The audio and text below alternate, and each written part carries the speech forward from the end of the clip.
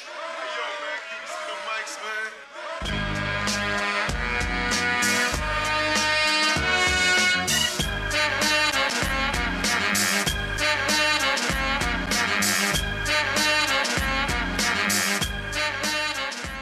Welcome to Norse Code, the #1 podcast for your Minnesota Vikings. I'm your host and producer. My name is James Pagashnik. Thank you guys so much for listening. And at the other end of the tin cannon string, we have our analyst and co-host. You know him from numerous blogs and podcasts around the internet, most notably from the Wide Left Substack.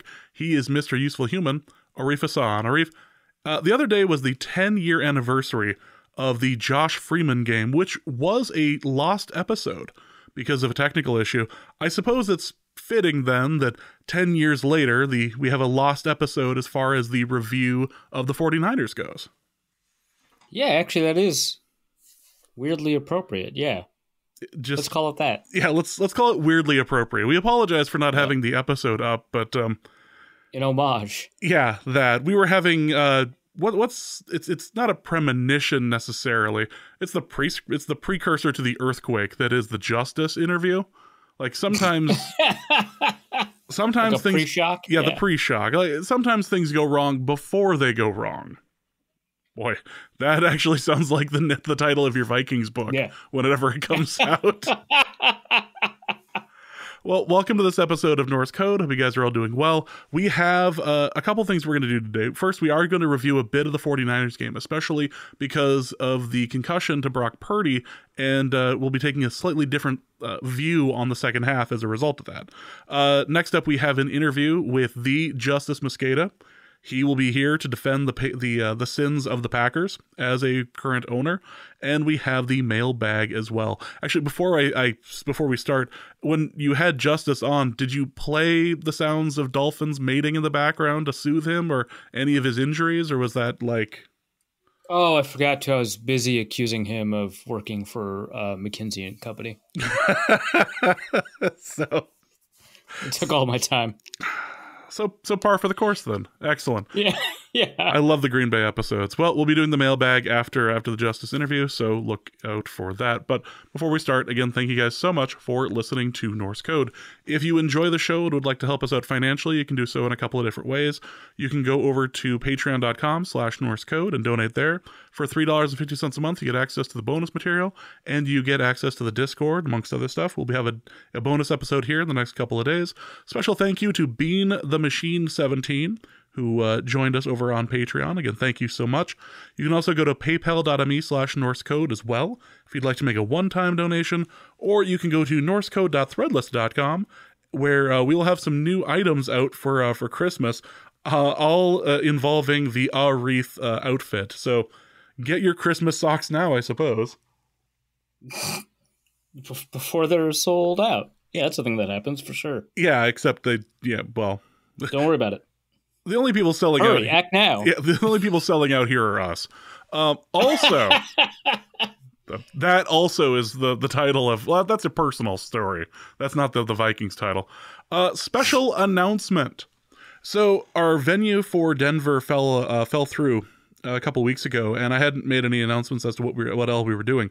We have a venue. We are very excited. It is the Dam Grill, DAM Grill with an E, over in Denver, Colorado. We will be taping around 7:30, November 17th, which is a Friday night.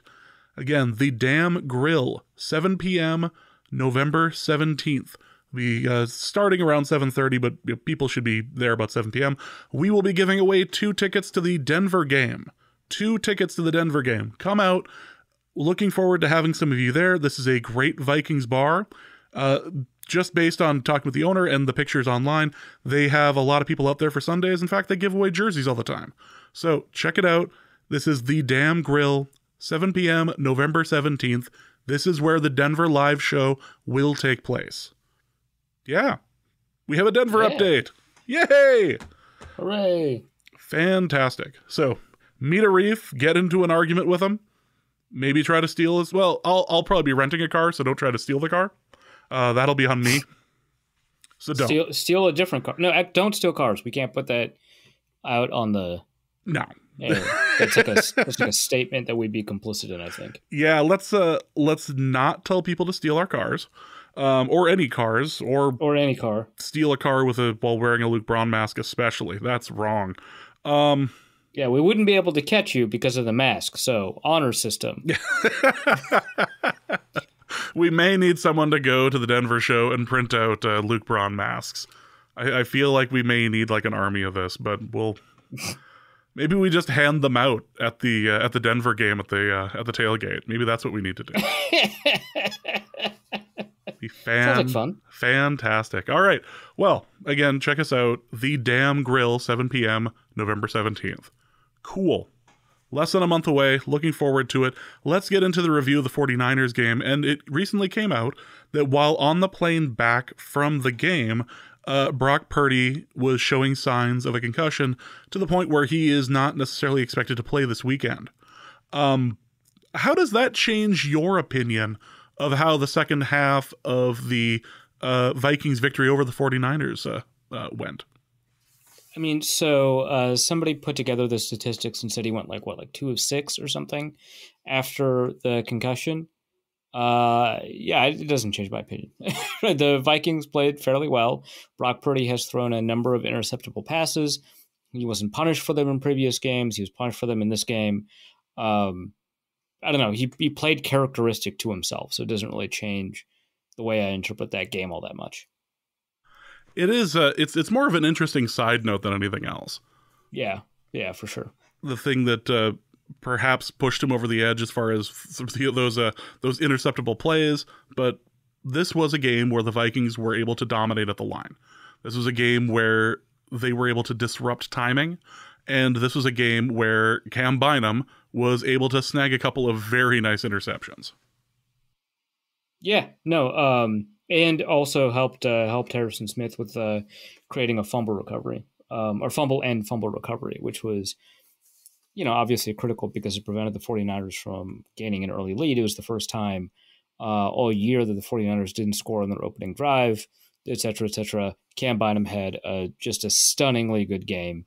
Got a game ball for it. I mean, there was a bunch of game balls given out after the game, but I think he ended up as Defensive Player of the Week. And well-deserved. I mean, he's been having a good year. I thought last week wasn't, up to the level of play that he had all season. So this week against the 49ers, he did a phenomenal job and made up for it. So, yeah, phenomenal game from Cam Bynum. Christian McCaffrey looked just shocked that he had fumbled the ball. Like, it didn't even cross his mind that it possibly could have happened. He looked legitimately just amazed that he no longer had the ball in his possession.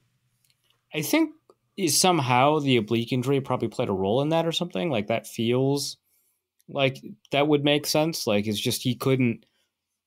Like, if he's playing through pain, maybe the pain didn't allow him to like be aware of his body as he normally is, which is like pretty critical for fumble prevention and stuff like that. So I wonder if that's part of it, but like also perfectly placed punch from Harrison Smith, just really excellent stuff. Yeah, the defense was able to do an awful lot, and Danielle Hunter specifically was just crossing over the line of scrimmage with reckless abandon. He was having a monster day.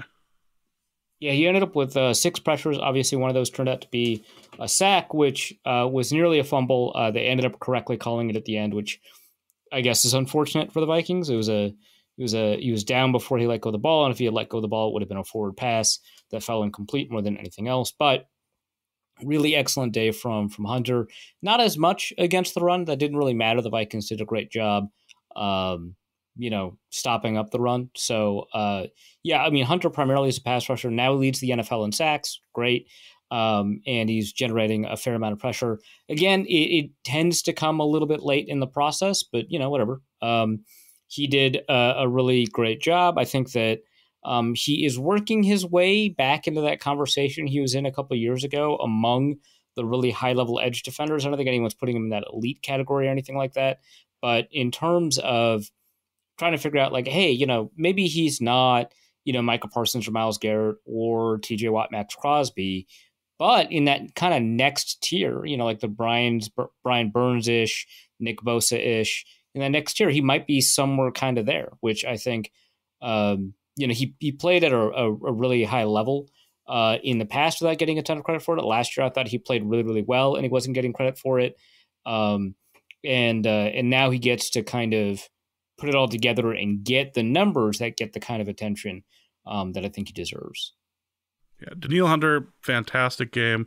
DJ Wanham even got in there too. Like this was an all around effort as far as the defense was concerned. And Brock Purdy, you had spent a considerable amount of time in the preview talking about the things that he was able to do successfully, and it really seemed like the Vikings were able to disrupt the timing of the passes, and because he really has to step into passes in order to like make it work, and like he's much more of like a timing oriented quarterback.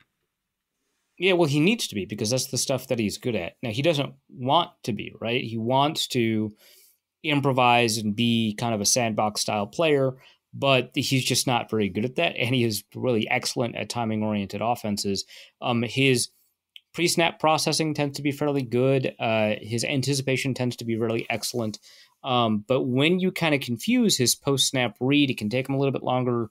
He begins to bail. He begins to try and improvise and innovate. And he just doesn't really always have the tools to do that. And the Vikings confused the look a lot and did a very good job with, freeing up rushers like DJ Wanham, finding ways to get, blitzers into the backfield like Josh Metellus, and really change kind of what Purdy was looking at and how he could attack it, keeping 2 high, 3 high, 4 high, whatever, changing that up so that he never really had a good understanding of what he was looking at until a little bit late. And by then the pressure had arrived. And again, that's where he wants to live. But he really doesn't succeed very often there. From a numbers perspective, he does. Like, I think his passer rating outside of the pocket is really high. Even if you separate that from like the play action rollouts versus like the scrambles, a lot of that is a product of like not getting punished on those turnover worthy plays. And this is where a lot of those interceptable passes come from. And so the Vikings kind of put him in that situation. And in the fourth quarter, they were able to take advantage of it by pulling down a pair of picks. Let's talk about the Vikings offense for a moment. And I thoroughly enjoyed this gutsy performance by Kirk Cousins, who was trying to be as almost, you saw the Luke Braun meter, which I personally enjoy. I know you'd like to run over his face repeatedly, but I did enjoy the Kirk Cousins meter because it seemed accurate. This was about as hectic and chaotic a game as he was capable of performing in, forcing the ball into spots that managed to work, and being lucky enough to have a ball that was intercepted stolen back and run in for a 60-yard touchdown. First of all, for the record, I would never openly express a desire to physically harm Luke Braun. Though were someone to do that, please record it.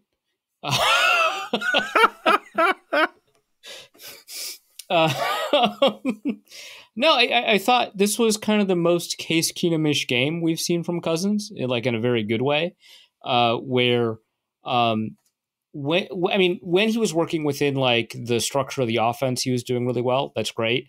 And he did get lucky on that 60-yard touchdown to Jordan Addison, but it kind of balanced out because it got really unlucky on the actual interception he threw, because I thought in the game, I thought it was a poorly placed pass. On review, I actually think it was a really well-placed pass. That's where you want it. It's just that you need your receiver to beat out the physical coverage, right? Because your receiver has position. You throw it ahead of that receiver. Now it's on him to maintain their position. And Addison didn't do that, so it should have been a catch, turned into an interception. Later in the same half, it goes the other way around, and it also happens to turn into a 60-yard touchdown. So the luck turned the other way, and then also there was a little bit of a bonus on top of that too. So yeah, but aside from that, he had like maybe 3 or 4 poor throws all game. 2 of them occurred on the same drive. One was like a shot, I think, to Brandon Powell in the end zone that wasn't even all that bad of a throw. Fred Warner just got in the way. And then also the end zone shot to Jordan Addison that could have allowed him to have 3 touchdowns on the day. That was a poor pass. It was a good decision. It was a poor pass. And it's just like some throws like that. For the most part, he was decisive, accurate, and he was making good decisions too, on top of, making sure he made those decisions on time. And when he didn't, his ability to throw off of his back foot. That worked really well this game. He sometimes threw blind, trusting that his receiver was where it was supposed to be. And that is a very tough thing to do. A, when you're Kirk Cousins, right? He's very he wants to see kind of everything that's happening. Not that he hasn't thrown blind before, but B, trust somebody who's not like Justin Jefferson or Stephon Diggs or Adam Thielen, not knowing if Brandon Powell is going to be where he needs to be, but throwing blind to him anyway, and that working out, that was really excellent stuff. So we saw Kirk go kind of wild, and it all worked out for the most part in his favor. It was one of the better games we've seen from Cousins. I don't remember a game last year where he holistically played that well. There are obviously, games where he mounted a multi-score comeback where in the third and fourth quarter, especially the fourth quarter, he played outstanding. But in terms of total game performance, I don't know that he had a game last year that was this good. And I don't think he's had a game this year that was this good. I think you'd have to go back to one of his really good games against Green Bay, for example, and to point to a whole game performance where he was this outstanding. So, just a really excellent game from Cousins. It seems to me that, and just as a slight observation, it seemed like there were a lot of jump passes that, two receivers that were open, not a lot of in stride, but a lot of just trying to heave it up catches. And you saw that from Hawkinson, you saw that from Addison, especially. Can we talk about Addison? What a nice coming out party for him. Yeah. He's a tough guy to compare to the other receivers in the draft class, because the other receivers in the draft class who are succeeding right now are the primary receivers in their offense. You've got Tank Dell, you've got Puka Nacua, who was the primary receiver until Cooper Kupp came back and still seems to be outperforming Kupp. So there's that. Some of the other, Josh Downs is maybe not the primary receiver. Maybe that's the closest you can get.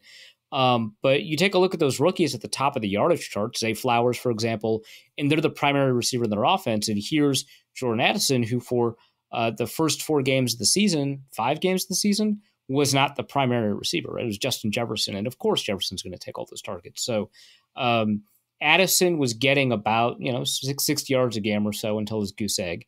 And it was pretty good, but it was difficult to see kind of what it would look like in a scenario where he would have to take over the game, where he'd get more attention, where the offense would have to run through him and he might be the first progression more often than not.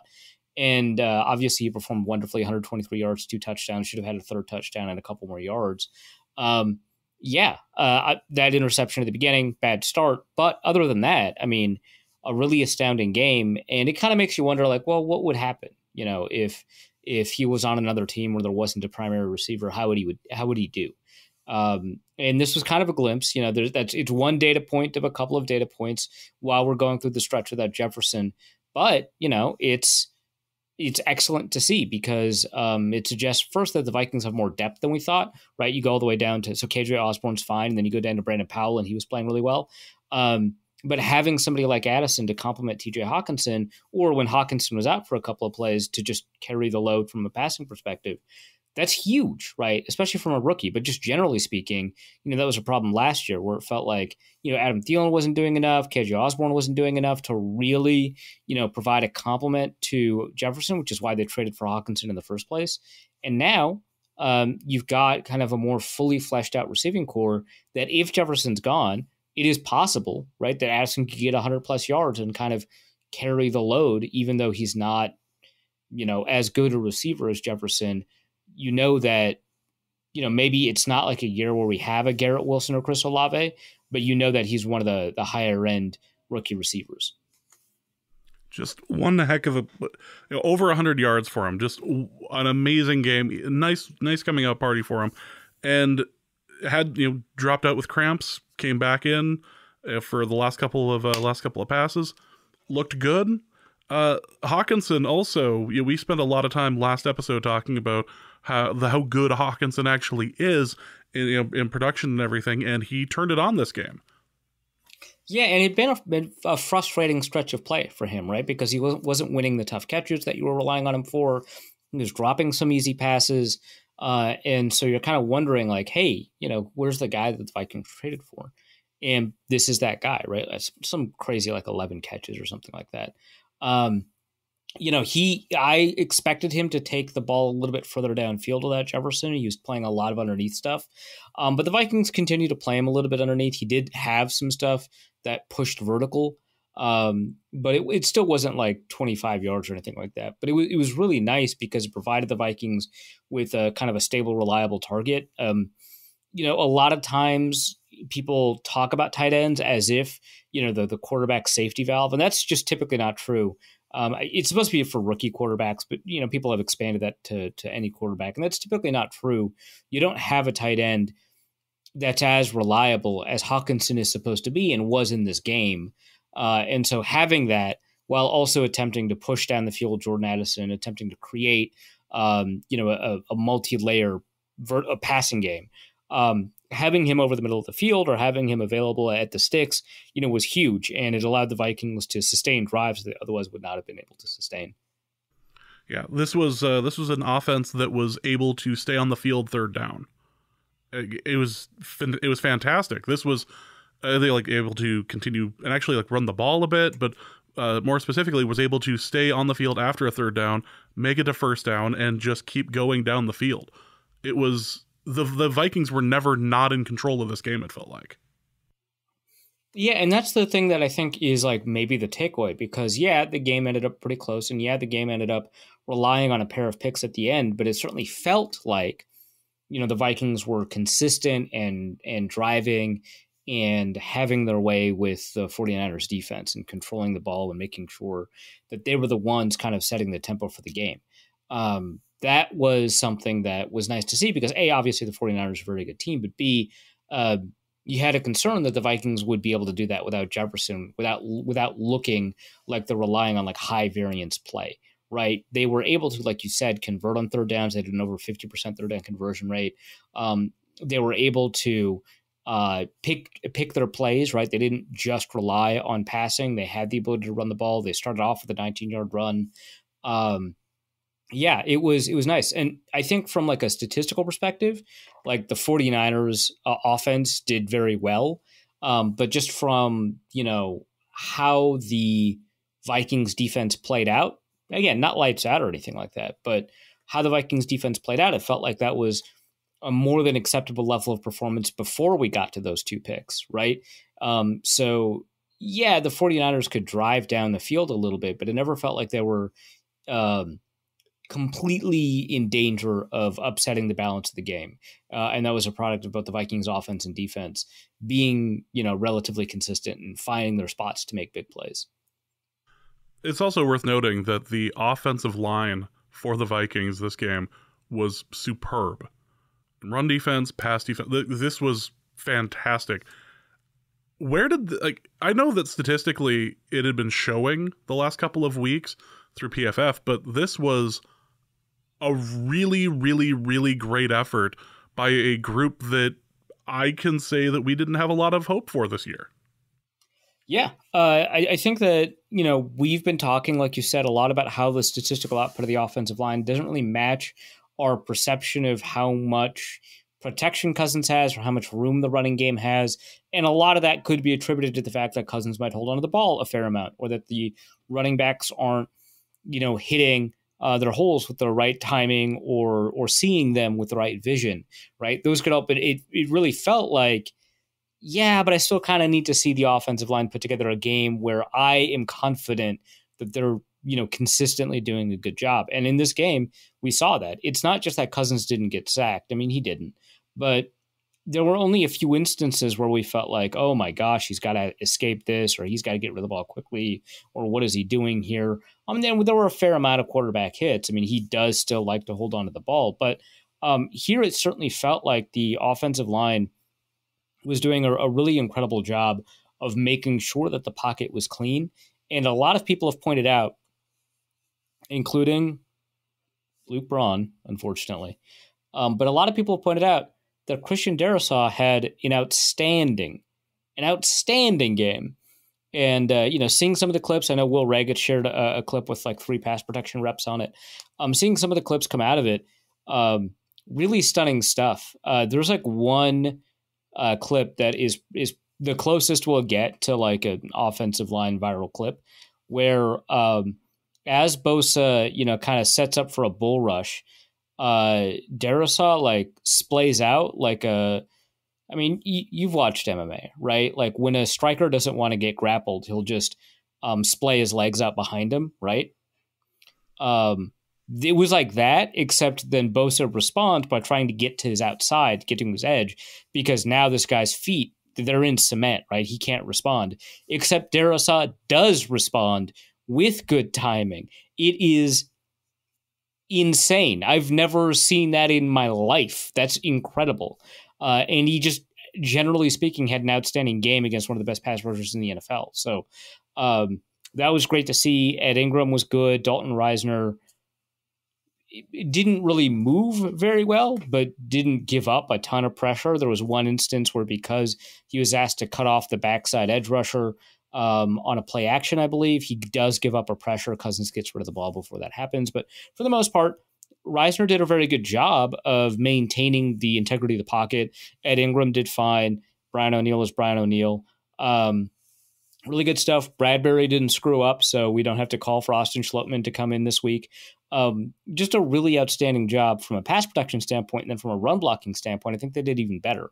Because it's Cam Akers and Alexander Madison, you don't see an extraordinary amount of production, but we saw more production out of them than I think we've seen all year, right? So, yeah, a complete game, I think, from the offensive line for the most part, and in a really good performance in both pass protection and run blocking. Really good to see in a way that it felt like earned, right? It wasn't like 3 days later we look at the offensive line statistics and we go, oh, wonder what that's about. It was like, yeah, they did it. They did it and did it well. This was they were awesome. Yeah, this was so much fun to watch. Vikings were never really in any sort of like real trouble. And Brandon Powell looking He might be good. I wouldn't advocate moving him up the depth chart like ahead of KJ Osborne or anything like that, although maybe think about it. It's how many wide receiver fours can do that in the game when they're called upon to have like critical performances? Because he had some outstanding plays. He had some really great, moments, and having that kind of depth available to you, and he's not just a special teamer. That's nice. It's comforting, I guess, is the best way to put it. But like when you move everyone up one spot on the depth chart, sometimes it's not your second or third receiver who are now your first and second receiver that you have to worry about. Sometimes it's the fourth receiver who's become the third receiver because there's a reason that they're there, right? And they'll be dropping passes. They'll be running routes at the wrong depth. They won't be reading the option routes correctly. They'll have bad timing, or they just won't outmuscle, cornerbacks at the point of attack. And Powell did everything he needed to do. I don't expect him to have another performance like this, even with Justin Jefferson out for the next couple of games, but it's good that that's there. That's really nice. Yeah, this was a game where the Vikings were successful without Justin Jefferson, which the fact that the Vikings were successful at all is kind of impressive to me, but the fact they were able to do it without Justin Jefferson, the main person on this offense, is remarkable. Last thing I want to mention before we move on to the Justice interview, that trick play that was done, that was called back very, very late, as far as the penalty on KJ Osborne, was that a legitimate call, or was that just we're looking for any reason to call this back? This seemed too good for the Vikings to actually accomplish.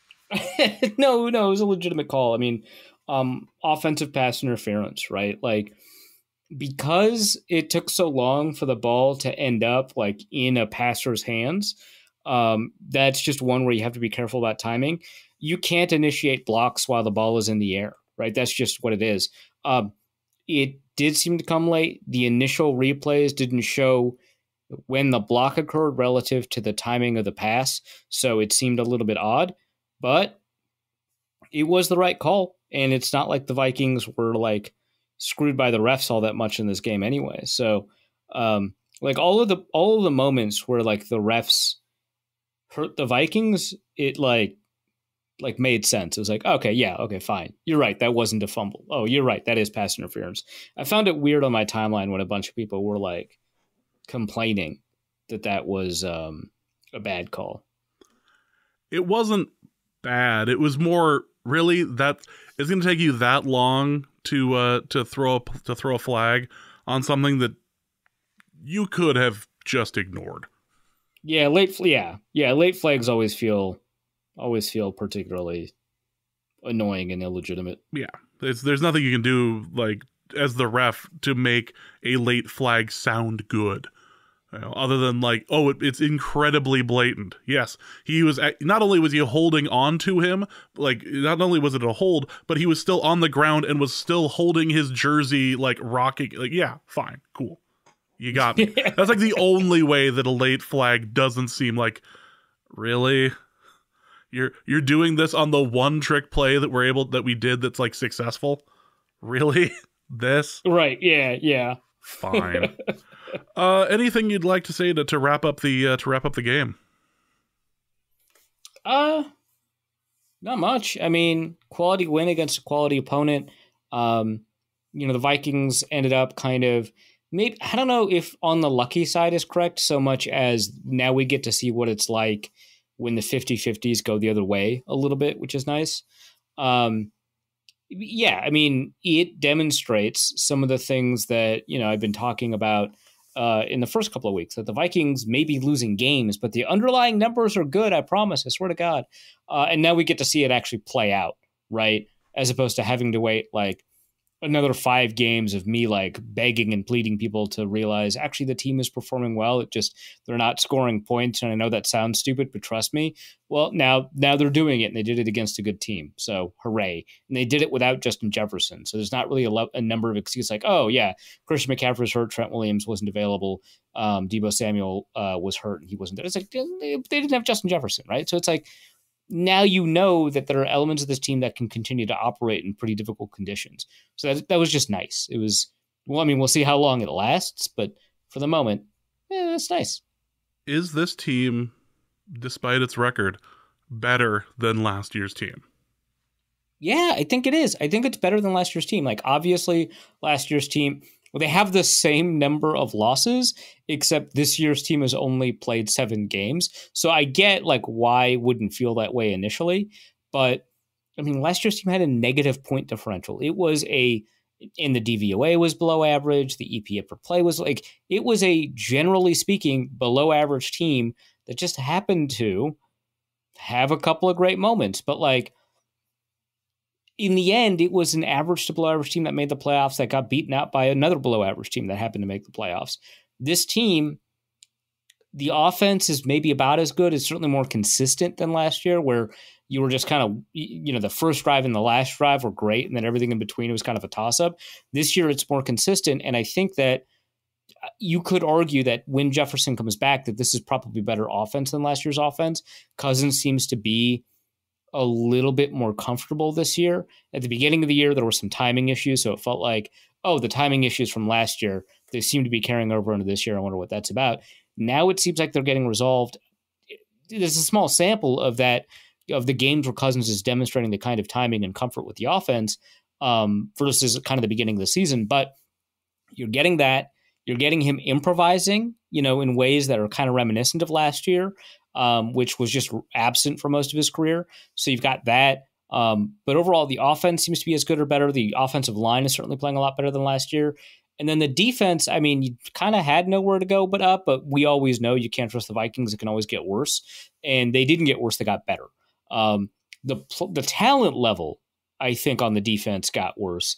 But the coordinating is such a huge difference that the defense is better than last year. The offense is probably better than last year. And so that to me just tells me, yeah, it's a better team than last year. If they played each other, I'd bet on the 2023 Vikings more than the 2022 Vikings, even though that other team, ends up with a better record. What if it turns into a 1-score game? I mean, it would, wouldn't it? Yeah, I guess you kind of have to just... I would bet on the 2023 Vikings, but in the final drive, as of course the 22 Vikings would have it, have the ball, I would be like I'd be biting my teeth. I'd be very upset. I can't believe I bet a large amount of money on this fictional game. That kind of thing. Yeah, Yeah, they would absolutely come down to one score. Yeah, no question. Yeah, that's just going to be how it works. Maybe Cam Bynum snags that too. All right, well, let's get into an interview that Arif conducted earlier today. This is Packers Week. This is Packers Weekend, and we have a regular guest that always manages to mess up everything. Earlier today, it managed to make things, make Arif's computer freak out. I'm blaming it on Justice. This is Justice Mosqueda. He is is he the editor-in-chief over there? What is his role over at the Acme Packing Company? You know, I didn't ask. I just said that his byline appears on a number of articles over there, but I am not convinced he wrote them. So, Chat GPT expert Justice Mosqueda was interviewed by Arif earlier today to discuss the matchup with the Green Bay Packers. Also, as a matter of full disclosure, Justice Mosqueda is an NFT owner as far as the Packers are concerned. So I feel like we should get all of our biases out of the way first. Responsible journalism and all that. So here's an interview that Arif conducted earlier today with Justice Mosqueda. All right, I'm here with my nemesis and tanky, Justice Mosqueda. How you doing, man? Hey, what's up? That implied we're tanking? Yeah, sure. Yeah, that's definitely what tanky means. No, yeah, 100%. Okay. What's up, dude? Hey, so Justice ostensibly writes for Acme Packing Company, the Green Bay Packers SB Nation site. Certainly you can see his byline over on the website, but I don't know, it doesn't seem like he writes that much. That's what everyone says. They like go on the website and they're like, holy crap, why are you writing so many articles? Like, I don't know. I don't know what to tell you. I don't remember doing that. Yeah, I read about a football team that has lost 4 out of its last 5 games. Wow, I can't imagine what that's like. That's rough, man. Thoughts and prayers, man. We could use them. How dare you, being sarcastic while I'm down. Yeah, and I'd never kick you when you're down, Justice. That's totally outside of my normal range of behavior. And you've certainly never done the same thing to me. My usual move with Vikings fans is just, I don't think about you. That usually hurts enough. Yeah, no, that would hurt if you didn't constantly tweet about like Kirk Cousins' contract. Oh, that's just, I would do that if I was a fan of not a team in the NFC North. That's just in general. I do the same thing with Daniel Jones every time he's on. If they're going to force feed us Giants on national television, then I get to make fun of how dumb these quarterback contracts are. Yeah, no, for sure. You're definitely not a person who thinks a lot about the Vikings or anything like that. Where do they rank in your NEA rankings? Did I update them this week? I did. Probably apparently. Okay, They rank 7th. What are the Packers? Very rank? good in passing. What are the Packers? Rank? The Packers are ranked 17th. Not good at passing. All right. Yeah, so we'll go through the teams a little bit, position by position, like we usually do. But before we do that, are you seeking therapy? I mean, you seem pretty down, dude.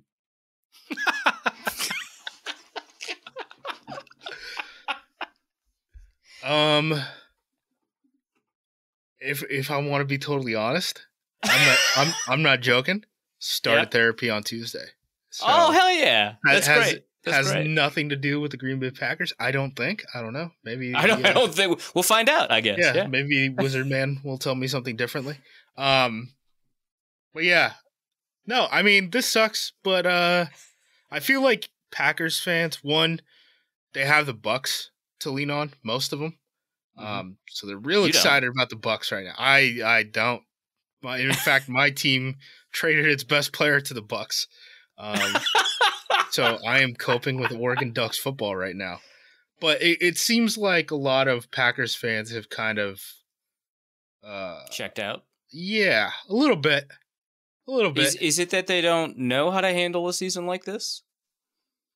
It's that, and the offense has been so goddamn bad. Okay, well, yeah. Well, let's talk about that. Whose fault is that? A lot of people are asking these questions, and then they turn around and say, why does fault even matter if you don't want anyone fired? I'm like, whoa, whoa, whoa, whoa. Who said I didn't want anyone fired? Whoa. Don't accuse me. Yeah, come of on. not wanting anyone fired. Yeah. All right, who are we firing? I don't know yet. Oh, I haven't Jesus, decided. Come on. Okay, well, walk us through it then. Like, walk us through all the potential people on the chopping block. You're McKinsey, and you're identifying who to lay off. I don't. What? Not when you make it sound like that. Okay, so Am I wrong? Are you not trying I'm to not consult? McKinsey. I'm no. Okay.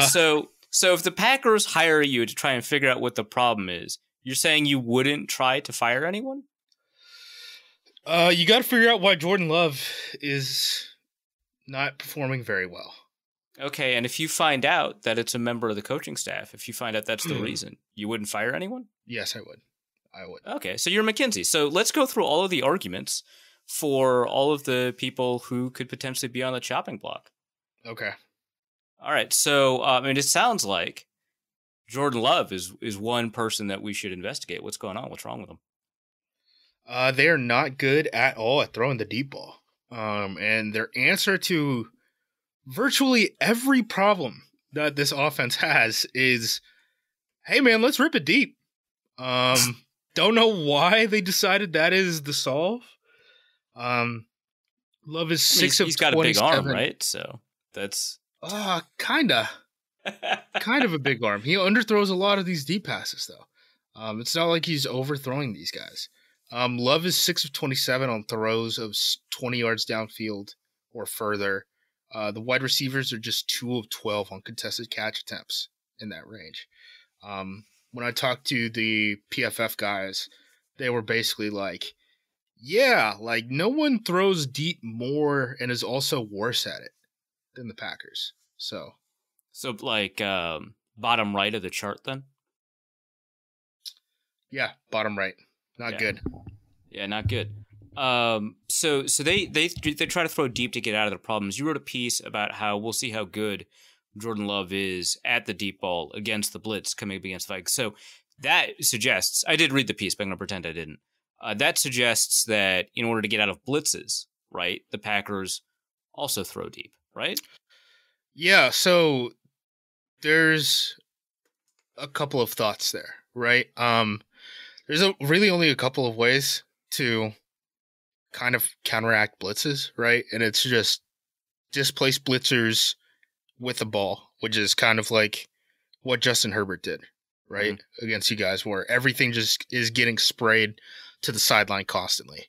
And then there is the other mindset, which is, all right, let's block it up and then take a deep shot because you got fewer guys in deep coverage now, right? So those are the kind of two mindsets. And again, the Packers' answer to basically everything this season is like, hey, screw it, let's throw it deep. One reason that I don't think they would necessarily just spray the ball to the perimeter in this game is they have so many young players that are just like running incorrect routes all the time. I noticed JT O'Sullivan's breakdown of the game. There was there's an out that Jordan Love threw where two Packers were in the same spot. And Sullivan suggested that actually neither of them were in the correct spot, but one of them should have been there, right? I think it was Christian Watson stopped when he should have kept going. Yeah, and I think I saw his explanation. He thought it was a mesh play, which I thought was interesting. Watching it live, I thought it was stick, which is the same play that they messed up, not the week prior, but the game prior, because they had played Monday Night Football before the bye against the Raiders, and they messed up a similar play where it basically looked like the same thing, and then Matt LaFleur ended up yelling at Luke Musgrave on the sideline. So, yeah, fun. Also, I don't think Luke Musgrave is playing in this game. Is that for concussion reasons? No, so he actually didn't leave with a concussion. So what? Kareem Jackson got a 2-game suspension because he hit Luke Musgrave in the head and neck area. He ended up hurting his ankle on that play. He actually ended up in a walking boot after the game, and he hasn't been at practice either the last 2 days. And then when Matt LaFleur was asked about it after practice, he basically said like, "Yeah, we're gonna need a big game out of Tucker Kraft." So, how do you feel about that sentence? I really like Tucker Kraft coming out of the draft, so I'm excited to see him.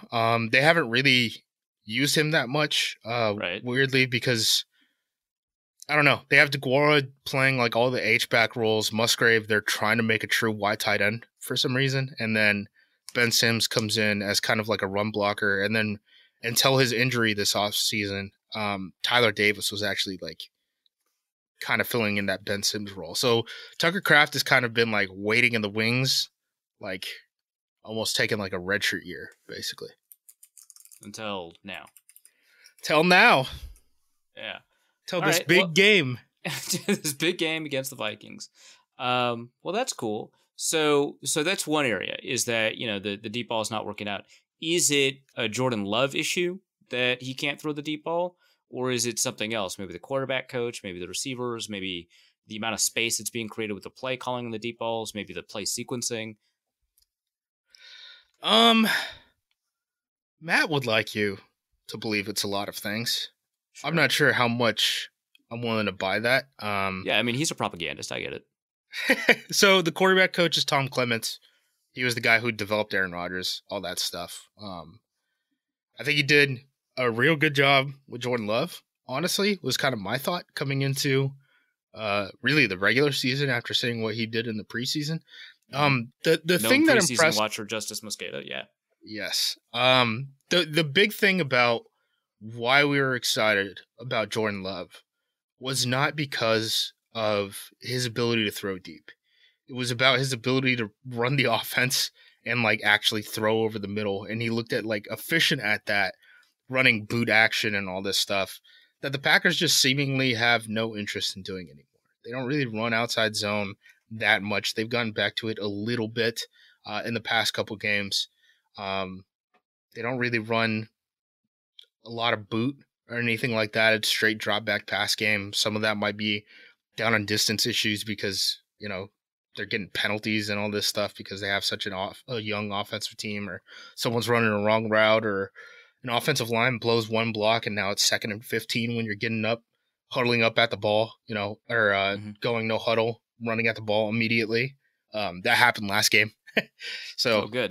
That might happen against the Vikings again, where, you know, Packers take a -5 and then are immediately on the ball and they're like, we'll just go fast. That'll solve our problems. It's like, dude, it's... How many teams don't huddle off of a penalty?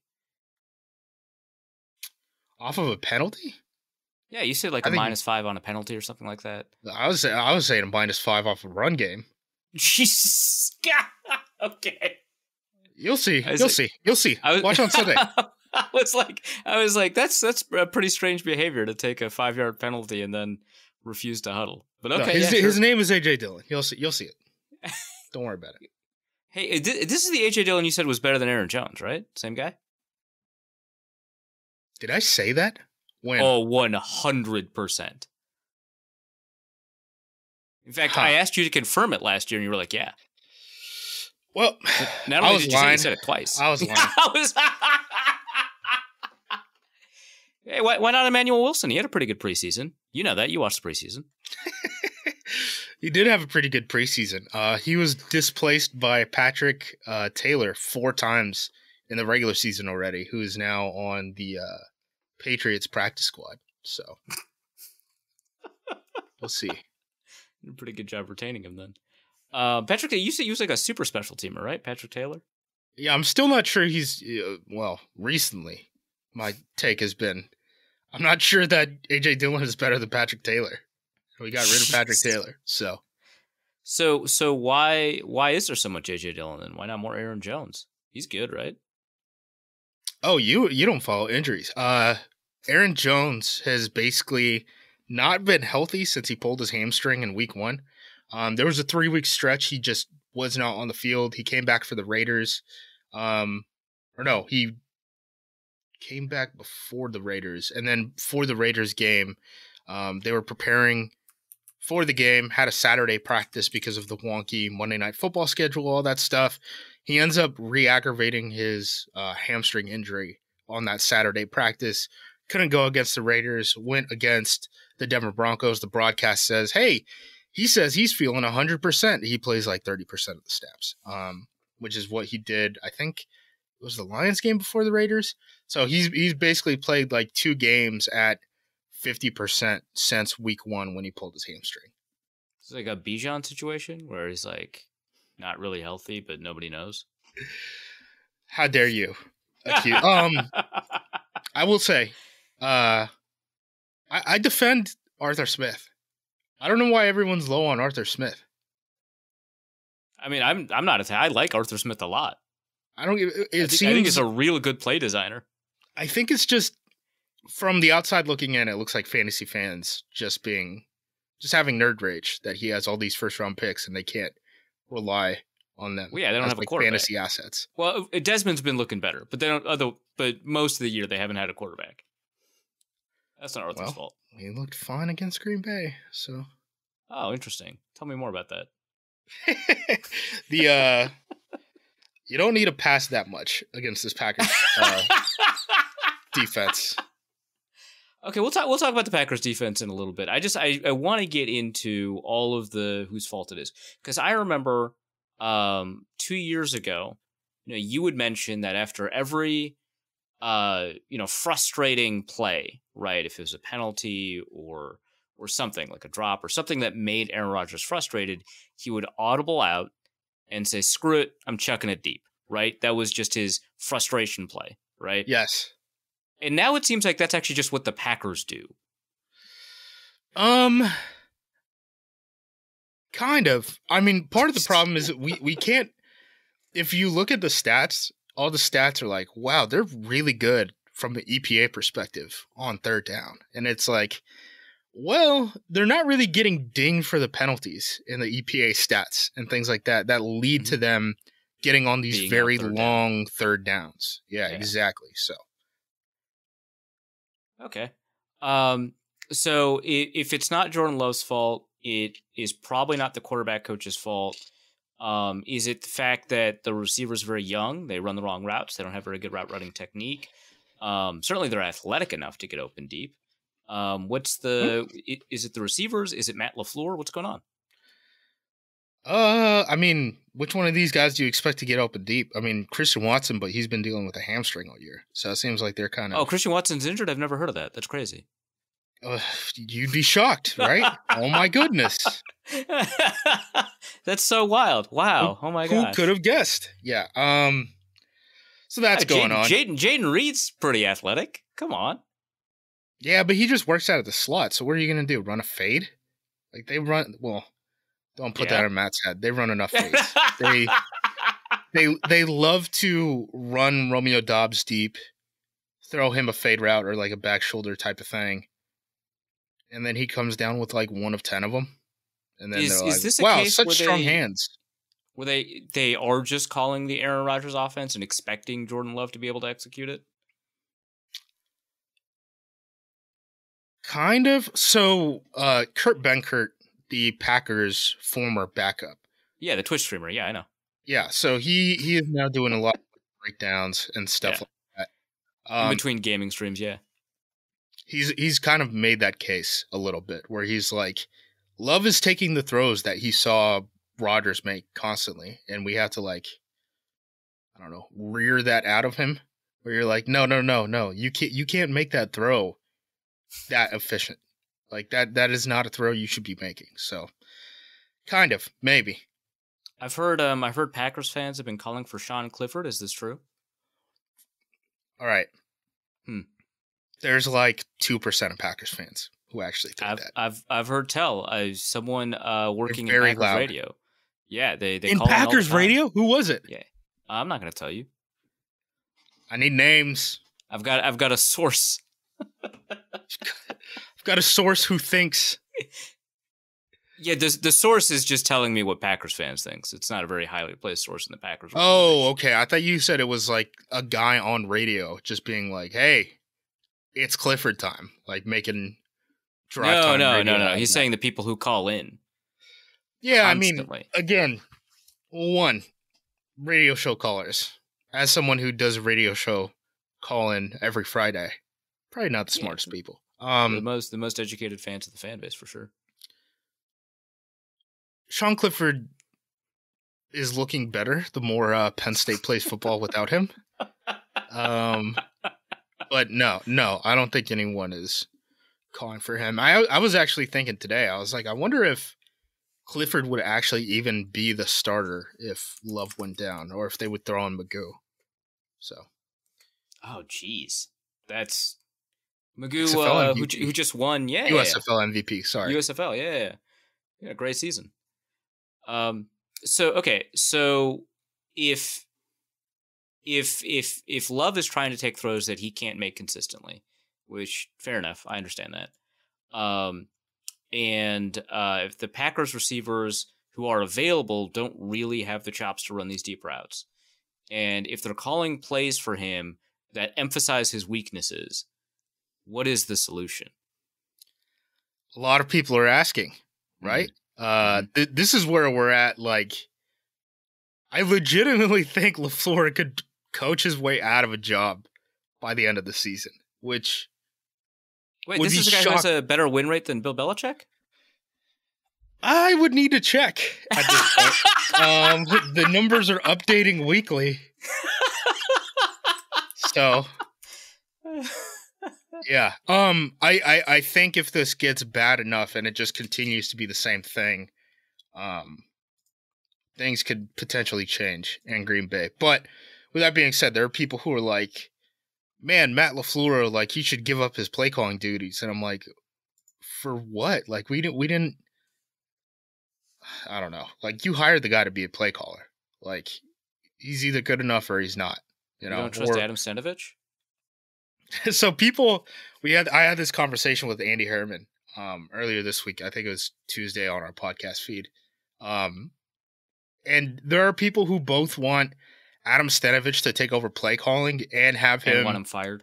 and want him to drop his offensive coordinator title so that he could just work with the offensive line again. So, Oh. yeah, I mean, two very different things that would pretty much exhaust his entire day.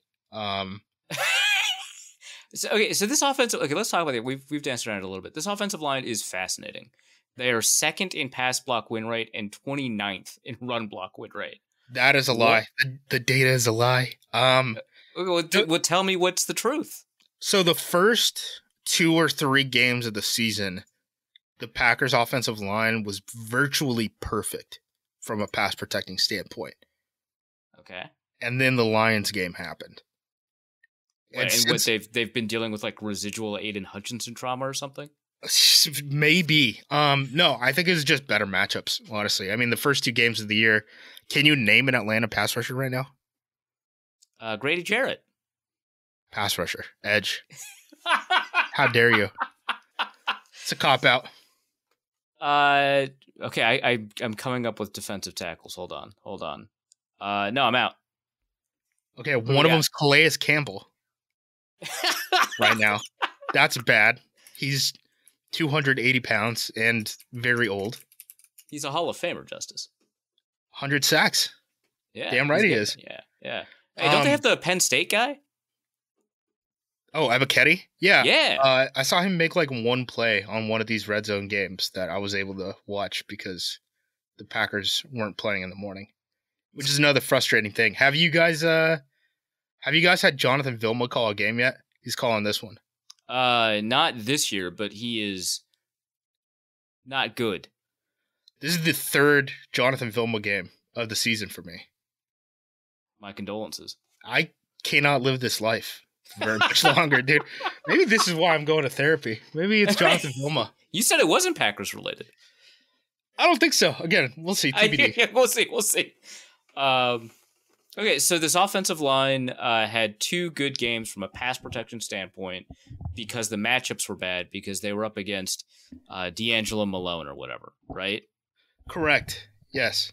And now that they've had actual pass rushers to go up against, like Aiden Hutchinson, it's been rough. That's not even the biggest name, buddy. So it's Aiden Hutchinson first, right? We Yeah. made John Kaminsky look like a Hall of Famer against the Lions. Hey, he's a super athlete. You respect him. Yeah, but here's the thing: he hasn't done anything like. I chose my words very carefully. Yeah, and then we had Max Crosby on Monday Night Football, which Oh, I've heard he's pretty good. Yeah. Yeah, I think he had 4 or 5 TFLs. Ended up being the AFC Player of the Week. Yeah, in he's that game. we were talking about lower right for Jordan Love. Max Crosby, upper right, all by himself. Yes, line goes up, and then the Broncos were able to get some pressure last week and make some plays in the With backfield. who? Baron Browning? Is he healthy? Baron Browning, fresh off of an activation from the IR. Yeah, if you haven't followed the he Broncos was healthy. this Oh season, my god. barely. On a Nick pitch count. Benito? Nick Benito. He got some of his. Ronnie Perkins was out there. If you remember Ronnie Perkins, Jeez. Ronnie Perkins had played like 75% of his snaps in his NFL career in the previous game. The Broncos. Isn't he also a Sooner? He is. Yeah, That's all I know about him. I don't know. We got anything beat else by former Alex Grinch products. That's how you know about him. Jesus. it was not a good one. Yeah, I mean, so the Broncos had previously, released Frank Clark and traded Randy Gregory, so they're thin on the defensive line. That's why I'm saying it's fake. It's not just, hey, you got your butt kicked by Aiden Hutchinson and Max Crosby. It's also like John Kaminsky is now a Hall of Famer, and you made the Oklahoma Sooners defense, a team that is known for not having a defense, make some plays in your back. Famously. Well, okay, but they'll only be up against like DJ Wanham and Pat Jones and Andre Carter and Daniil Hunter, but mostly, it's... I was gonna say, did you trade Daniil? Did I miss it? Are you worried about Daniil Hunter? I mean, he gets his pressures pretty late. He's a over 2.5 second guy. Buddy, I don't think it matters. So, yeah, I'm worried about Daniil Hunter. Yeah. That's crazy. Tell me more. I don't think we can block anyone. I just told you. I don't think we can block anyone right now. Everyone seems to be messing up. Zach Tom has been dealing with this knee injury for a little bit. He's Aren't allegedly you a huge helping Zach Tom out. guy? Is it just injury? Yeah. I kind of think so. Yeah. John Runyon was dealing with I think it was an ankle that ended up having him in a walking boot, even though he played through the injury. Rasheed Walker was a guy who was thought of to be on like the roster bubble entering the summer, and then ended up winning kind of the swing tackle job over Yosh Nijman, and now he's the left tackle because David Bakhtiari. And then Josh Myers is just not good, and he's dealing with an injury recently that ended up knocking him out of the Broncos game for a little bit and pushing Tom to center. Elton Jenkins also had a bad game against the Broncos. Not Elton Jenkins. No. Not Elton. Oh, not Elton. Yeah. That sucks. I mean, for you, I guess. What about the third round pick from last year? Wake Forest guy?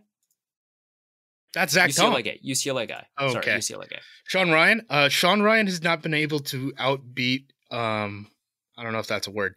He's not been able to beat Royce Newman, and Royce Newman is confirmed not good. So yeah, you complain about him like every show.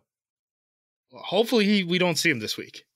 All right, cool. Fingers crossed. All right, let's talk quickly about the receivers. We already talked about him a little bit. Christian Watson, always hurt, often confused, I feel like.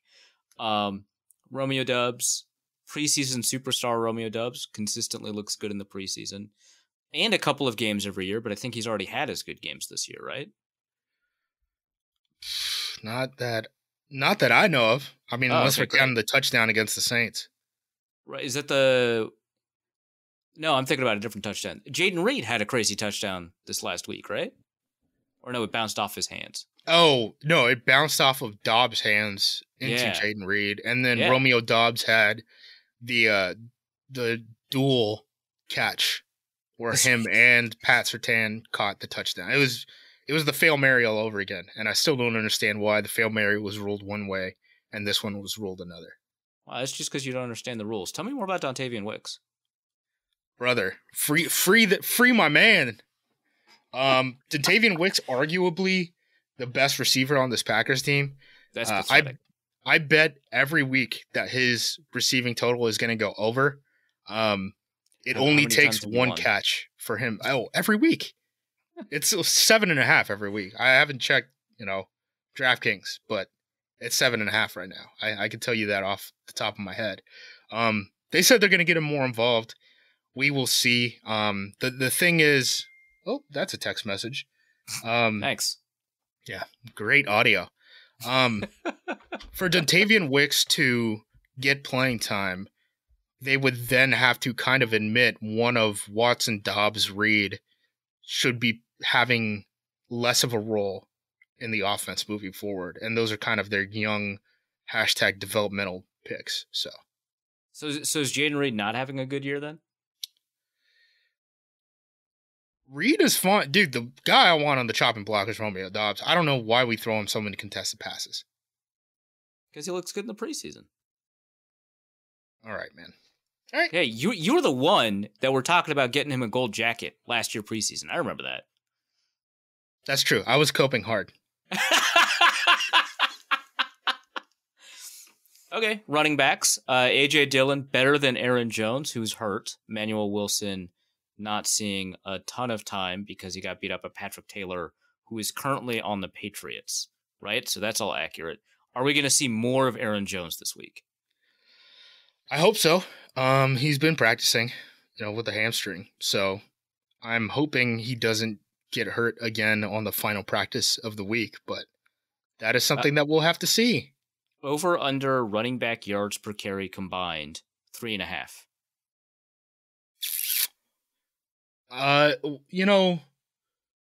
You watch election coverage, right? And yes, yeah. And when we're not doing margin of error. No, we're not doing that. No. Okay. When Steve Kornacki is like, we need to know what the composition of these mail-in votes are, right? I need to know what the composition of this is a carries tortured analogy. Okay. I need to know how much Aaron Jones is involved in. I think you're gonna have to project that. You're gonna have to project Aaron Jones's involvement to give me the over. I'll say over.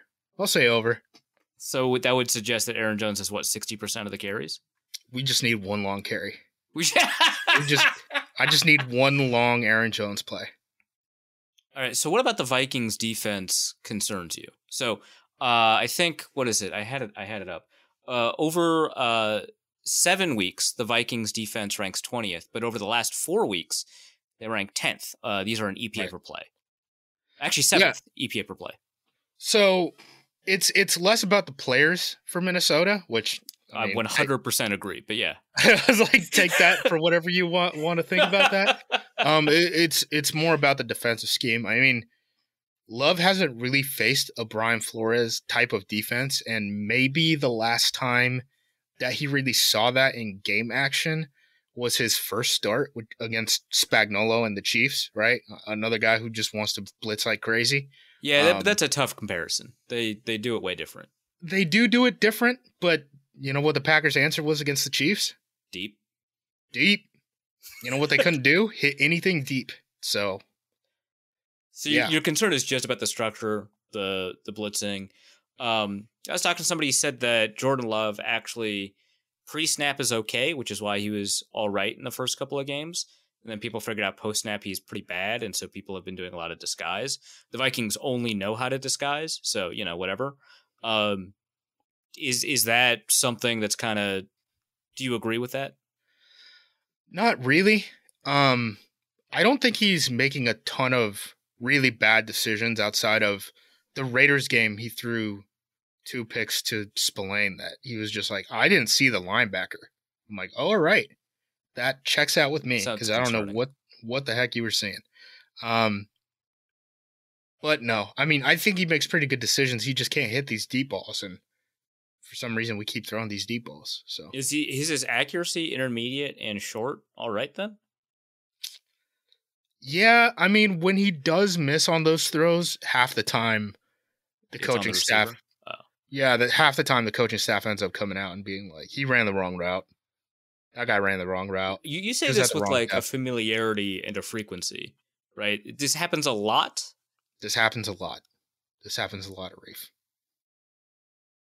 This happens 3-4 times a game, maybe in the worst moments.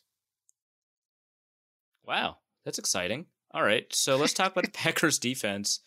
Well, first, I want to talk for our listeners at APC. I have to ask the question. Oh, that's right. You always steal our audio. Yeah, what's up? Dean Lowry, how's Had that the going? Had the game of his life. I saw that. That's about it. Okay, all right, cool. It's mostly been bad. His contract reflects that, so Yes, uh, correct. nothing too concerning from that front. But the fact that he's continuously getting snaps, bit of a concern. He's not a starter. I'll say that. There we go. He's starting, but he's not a starter.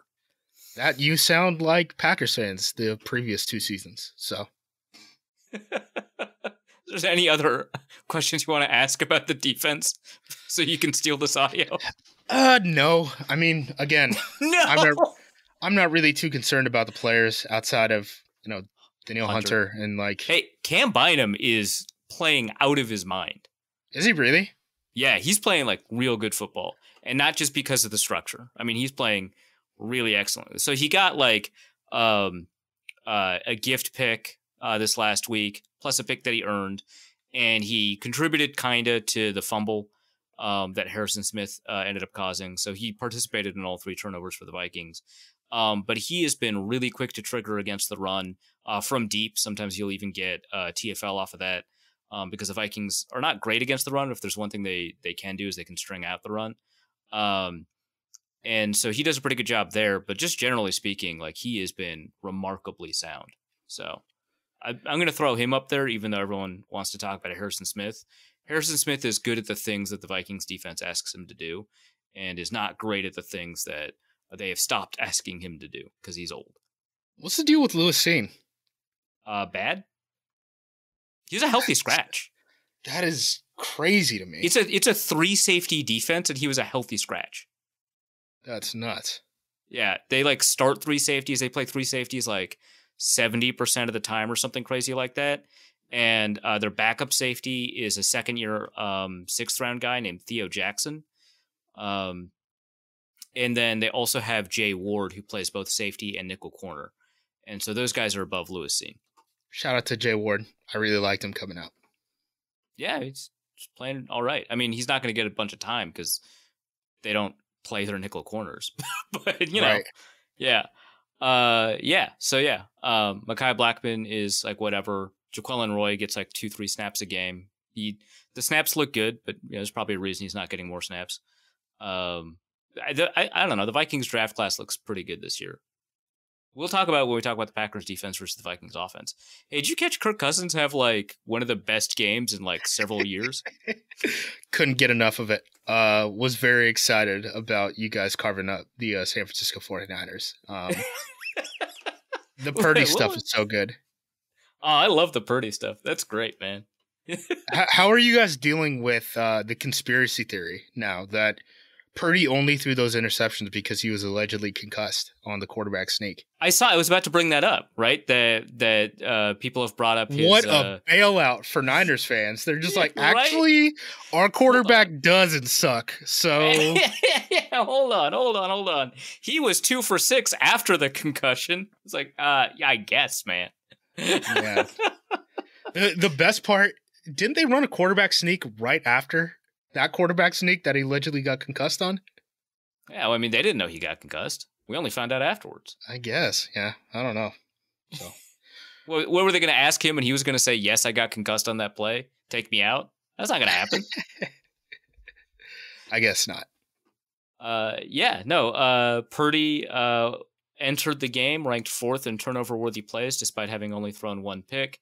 I was told by 49ers fans that that's a fake stat, and then he threw 2 picks. So, Saw that in a lot of people's mentions this past week where they're like, turnover-worthy stat equals not a turnover. I'm like, okay.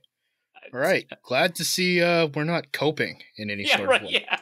Yeah, this is abstract Having thinking. a normal very one difficult. online. Yeah. right, let's talk about the Packers defense.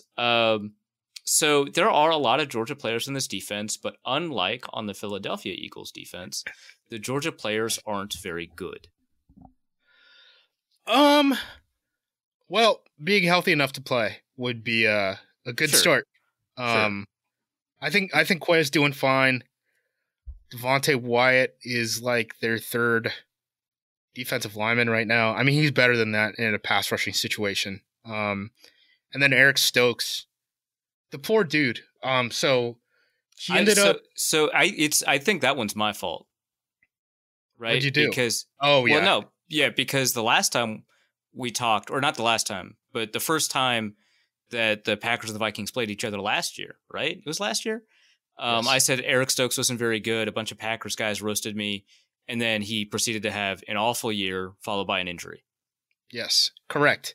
So I do blame you, actually. Yeah, so, I'll take it. No, I'm comfortable with that. No, what ended up happening with Stokes? Stokes had, I believe, he sprained his knee, and then he broke a bone in his foot that led to a Liz Frank injury.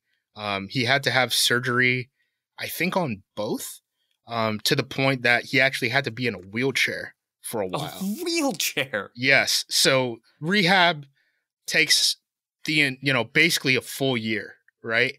It's something like 350 days. He ends up getting activated last Saturday. Comes in on Sunday. Jair has the back injury. They still don't play him, even in dime sets. They're like, they're playing something called a Carrington Valentine instead. Correct. They're like, Stokes, you're just going to play a couple special team snaps so that we can kind of ease you back into the lineup. He ends up re-aggravating a hamstring injury that bothered him during his rehab process. He is now on injured reserve. He got, I think, 4 snaps in on special teams. So, yeah, I mean, that's about as bad of injury luck as you can kind of draw up. I mean, the dude he's probably going to come back at the end of the season the way that they talked about it from that hamstring injury. But, like Zadarius Smith, yeah. It's not a back. How dare you?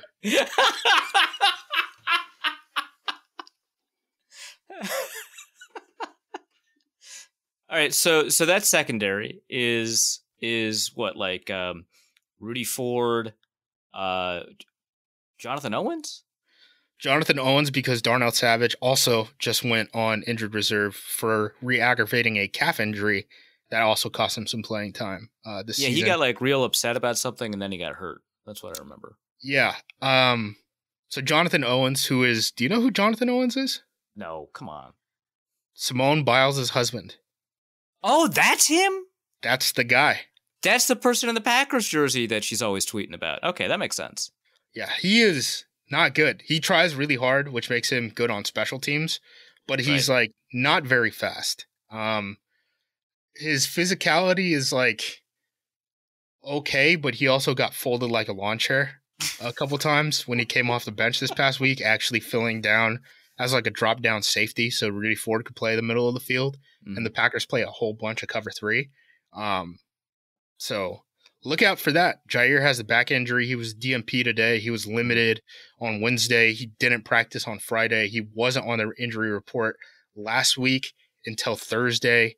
When LaFleur got asked last Thursday if Jair was able to make it through practice, he wouldn't answer the question, and then he did not practice on Friday. So bad juju there. And then, but you got Rasul Douglas. Yeah, we do. I guess, like, I don't know. Can you make a? But hey, the Vikings don't have Justin Jefferson. Packers don't have Jair Alexander. You know, it's. Yeah. So yeah, I mean, the other guy, the guy you should expect to start if it's not Alexander is Carrington Valentine, 7th round rookie. Him. Who is that? He played really good in the preseason. He's done okay in the regular season. Fast guy. Not the biggest dude, but like willing enough to be a tackler that he's not erased in the run game. The nickel is going to be Keyshawn. If Valentine goes down for whatever reason, one thing that they've done in the past, they did this against the Lions when Jair's back injury first popped up, right? They put in Carrington And then once the Packers were down like a certain amount of points, they're like, dude, they're just going to run the ball. We're going to put Corey Valentine in for Carrington Valentine because they're just going to run at Valentine. So Corey got got promoted off of the practice squad this week. Obviously the two guys who went on IR, right? Savage and Stokes, they needed more bodies at cornerback. They promoted Valentine, who had already been, gotten that elevation 3 times from the practice squad. And then they also stole something called a Robert Rochelle from the Panthers practice squad. He is another cornerback. So, given how good the Panthers corners are, I can see why you would want to do that. You have to. Apparently, his playing time in the past had come for the Rams. He was kind of a contributor in 2021 when they went on that Super Bowl run before he got injured. And then the next season he played special teams. I would assume he's just going to play some special teams reps for him. All right, so you see Jordan Addison, you see KJ Osborne. No, not KJ Osborne. Hey, look, I'm just asking some questions, man. So you see these guys, right? And Brandon Powell, who I guess is good now. I don't know. You see this devastating receiving core, and you look at your own cornerbacks. What are your thoughts? Much less worried about the cornerback situation, just because the Packers play so much. Some names, yeah, that's fair. The Packers just play spot drop zone anyway, and okay. Jordan Addison's very good against zone coverage. Good for him. Good for him. I'm still everything in that matchup. I think comes down to, can the Packers get pressure on that offensive line? And the offensive line. Let's talk about the pressure. It's what Kenny Clark, T.J. Slayton, Rashawn Gary, Lucas Van Ness sometimes. Less than you'd expect. Less than you'd expect. Preston Smith, Rashawn Gary, Kingsley Enagbare, I would say, are probably their top 3, and then Lucas Van Ness gets in too as a pass rusher. You hated Kingsley Enagbare so much last year. Has that changed? He can't stop the run at all. Okay. He's fine as a pass rusher, but you can't play him as much as they're playing him right now.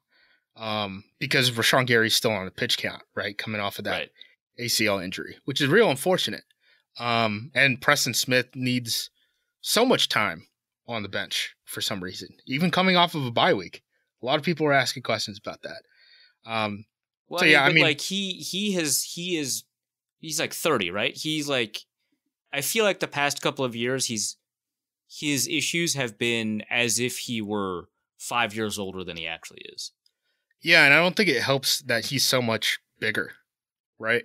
Yeah. I mean, that's part of the problem too. It's like, he's a 30-year-old who's also probably like, I don't know, like 275, probably. Jesus. And dropping into coverage. Like, that's a whole thing. I remember people talking, like, people were tweeting about Preston Smith in coverage like a couple of times last week. Yeah, it happens. It's the only way that the Packers can rush 4 out of their base. It's the only way. Brian Flores has a solution to that. Just rush 5.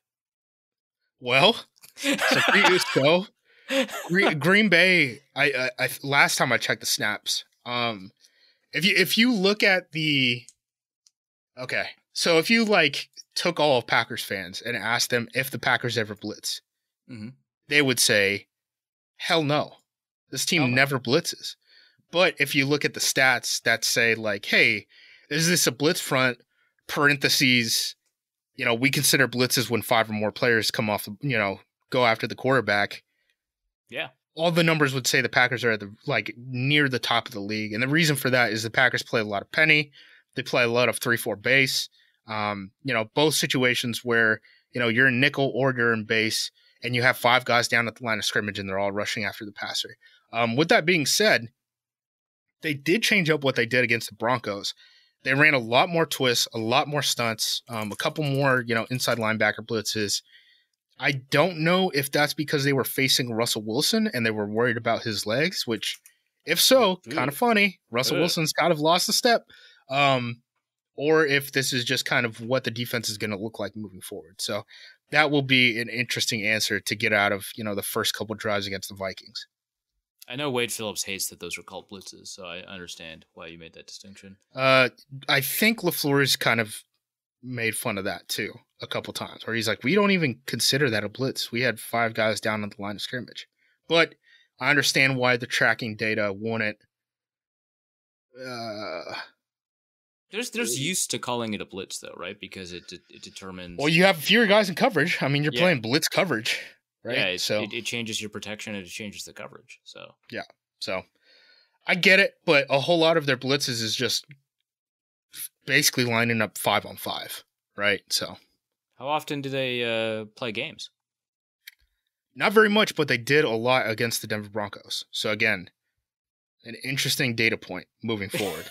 Okay. So you see, so the Vikings have a surprisingly productive offensive line in terms of pressure rate, in terms of pass rush win rate. Yep. It has been that way the entire season, even though it never feels like that because Cousins holds onto the ball and gets hit. So you see that offensive line. You know a lot about line play. What do you think are the opportunities? What are your concerns? The inside of the guys. I mean, you've seen more Viking stuff than me this year. Like, what is that interior looking like? Because I saw people comparing Darisaw's performance against like Bosa and stuff to like Trent Williams, right? And then Brian O'Neill, you can kind of hang your hat on who he's going to be.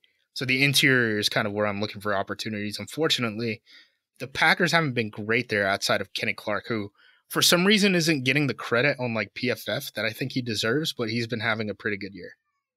Yeah, well, Kenny Clark typically plays very well and then plays outstanding against the Vikings. So part of that, though, is the interior, right? Is that the interior for the Vikings have been pretty bad. So Garrett Bradbury is playing better than I expected. I still think the backup, Austin Schlittman, who's played most of the year, is better, but they might just want Bradbury in there for chemistry and communication reasons. Ezra Cleveland is injured, and they signed Dalton Reisner a little bit ago, presumably to provide competition to the starters, but in this case, he provides a starting quality backup. He is good at staying in place. You don't want him to move all that much. And they run. They didn't change their play calling for him, so they'll like pull a guard to take on an edge on the opposite side of the play, and he can't do that. He'll just give up a pressure. He just doesn't move as quickly as Ezra Cleveland, and so that is an issue. But like when he's just running a true pass set or when he's drive blocking, he's pretty good. Pretty good's about the most you can get from this line. Ed Ingram is a mystery. I mean, he was a catastrophically bad guard last year, right? Yes. The first couple of games this season, he was awful. And then the last couple of games, he's actually been fine. And in particular, as a run blocker, has been very good. But personally, I think that is a fluke. That he's had not just some good matchups, but just like sometimes he guesses and he's just guessed right. And he's strong, right? And so like his technical mistakes kind of get covered up a little bit. And I just feel like if you mess with him a little bit, you can get him in pass protection, and teams have just not done that for whatever reason. But the actual performance that we've seen the past 3 weeks has been pretty good. So, I don't trust it, but that is, like you mentioned with Denver, that's a data point, right? Keep that in mind. Right. Yeah, exactly. I feel like we're doing a whole lot of that this season between our teams. Yeah.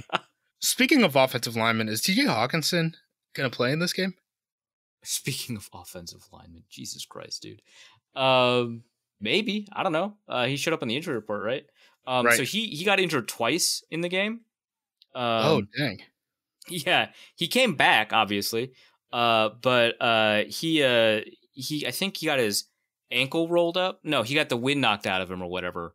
Left for a while, and then he got his ankle rolled up. So I'm going to expect him to play just because he was limited in practice today. But I wouldn't be shocked if he was like doubtful or whatever. In which case, I mean, the Vikings have some tight end depth, right? They've got Josh Oliver, who they are trusting more and more in the passing game. You remember him from the draft. He was just a receiver. Right. But otherwise, it's like Johnny Munt, and Johnny Munt is a blocker. Sko Ducks. Sko Ducks. Was waiting for that. God. But Johnny Munt's mostly a blocker, and Josh Oliver is mostly a blocker. And so if they don't have TJ Hawkinson, that's kind of alarming because he has absorbed almost all of the Jefferson targets. And he's still like... Oh, really? He's got the athleticism to go downfield. He's being over-targeted? That's nuts. Yeah. Is that a joke about his use with the Lions? Because they don't have... What do you want them to do? They don't have Justin Jefferson, man. Oh, my goodness. The second half of the season last year with the Vikings, everyone would just repeat over and over, like, look how many targets he's getting with the Vikings. Wow. Wow. Yeah, he got like 900 yards, man. Pretty good year. Yeah, we'll see. I will say he had one target too many last year. I think that's fair. One? What's the one that's burning into your mind? Fourth down against the Giants in the playoffs. Oh! That's a good one. That is a good one. Yeah. The Packers do a whole lot of that with their tight ends too, by the way. It's kind of frustrating Packers fans. They're like, why are we targeting our tight ends on shallow routes on third downs? Like, what the heck is going on? Why are we making Luke Musgrave be a catch and run guy when he's been, a vertical separation guy basically his entire career, at least at the college level? I mean, that sounds like a Matt LaFleur problem. Uh-oh. I just checked his winning percentage is just a little bit higher than Belichick's. Nice. Yeah. How are you guys' running backs? Alexander Madison and Cam Akers. They also both just had the games of their life. What? This last week. Yeah. Yeah. Madison had a 19-yard run. That was the longest running back run in the Vikings season thus far. So take that for what you will. That was the first play of the game. It was against the 49ers, right? Yeah, I think I just told you everything you need to know. That 19 yards was the longest. They're not good, but they've been getting better every game. And by getting better, I mean they've been avoiding negatives a lot better. But they haven't been getting yards. I don't know how else to put it. We are not too different, dude. The run blocking is very good. That's where it's we are at. different. We are different. The run blocking is fairly quality. The running backs can often take what's given to them much of the time. Can sometimes. Yeah, that's in their purview. Yeah, for sure. They're pretty good screen receivers. I'll give them that. Oh yeah, we're way different. The Screen Bay has become a meme. The Packers love to attempt screens. The Denver Broncos, particularly, just playing a ton of off coverage, just spot drop zones. And the Packers Vikings are like the second best team in the league right now against screens. If we get too blown up, I'm gonna freak out and I'm gonna make a super cut. I got bullied this week out of not publishing a low lights highlight of just Romeo Doubs dropping a bunch of passes. Who's engaging in journalist censorship? Lots of Packers Twitter, honestly. They're like, "Why are you being so mean to Romeo Doubs?" So I'm like, "All right, I'll wait. If he has another crappy game, then I unleash it." Hold on. Aren't you 2-4 or whatever? Yeah. Why aren't you allowed to be mean? They're young, dude. They're young. I was mean when the Vikings were like 5-1. Who cares? I'm just saying, we're throwing screens. I hope you know that. It's gonna not be great good. News. That's fantastic news. Is it predictions time? I think it is, unless you've got like some special team stakes. Who's this punter? I've never heard of him. Daniel Whalen. He is Irish. No, what? Really? Yes. Has a little sticker on his helmet. There's an Irish punter and a Scottish punter in the league. That's crazy. Yeah. He was the USFL, like all USFL punter. Oh, he looks Irish. Oh my gosh. He's very Irish. Yeah. What's UC Davis? Finally, a Cal grad on the Packers roster. Anders Carlson missed a kick last week. He is the rookie kicker. He is Daniel Carlson's younger brother. Mm-hmm. First kick that he's missed. All you need to know about the Packers is their rookie kicker missed a field goal that then put the Broncos in field goal range so that they could win the game. And no one really cares that Anders Carlson missed a kick because so many other things went poorly in that game. So Yeah, but he's like, other than that, he's like pretty good. he's been pretty good. I kind of think that they picked the right kicker. Knock on wood. How often do teams draft a kicker that are happy with that fact? That's crazy. I don't know. I've seen the Moody stuff, obviously. Yeah. Get sent that every single time. Because by, all the analytics, like Moody should have been the top kicker in this past draft. And then, who was it? The Pats took the kid out of Maryland, and he's not been playing good at all. So Yeah, the Pats don't have a strong draft record of drafting kickers, if I remember. In fact, I think some of that's your fault. yay. I don't know how that would be my fault, but With I'll Justin I'll take it. Rohrwasser, you don't remember the 3% stuff? Was he a kicker or was he a punter? Oh, I thought he was a kicker. I don't know. Actually, I do think he was a kicker. Yeah, he's a kicker. He is a free Yeah, he agent. sucked anyway. Oh, is he? Yeah, imagine that. Oh, he's got his own controversy section on Wikipedia. Yeah. That's crazy. Wow, imagine that. So yeah, that's your fault. Well, I hope you're happy. I mean, honestly, you should be. That's good stuff. Then you got what? Jaden Reed, a punt returner, Keyshawn Nixon, a kick returner. yeah, they put Keyshawn a couple times at punt returner in like big time situations if they need him. He was pretty good last year at that stuff, right? He was better as a kick returner than a punt returner for sure. But yeah, he's a good return guy. Keyshawn, absolute psycho this year. Last game, he tried to return a kick return that was called out of bounds to the back of the end zone for perspective. That's good energy. I want my kick returners to be that nuts. Yes, and I said this on the pod after the game, but there was a moment where I thought the Denver Broncos, because I don't know if you saw the end of the game, the way the game ended, 6 seconds, Russell Wilson rolls to his right, throws it out of bounds on a 4th down play, and with zeros on the clock, basically, right? There was a moment where I was doing the math and I was like, I think we're going to get a punt return here, and I think there's no one in the world I would rather have return this punt return than Keyshawn Nixon because he is such a psycho, So that was going through my mind at one point before I realized, oh no, they had burned enough clock off that Russell Wilson could just kind of roll out. By the way, that thing goes out of bounds barely in time.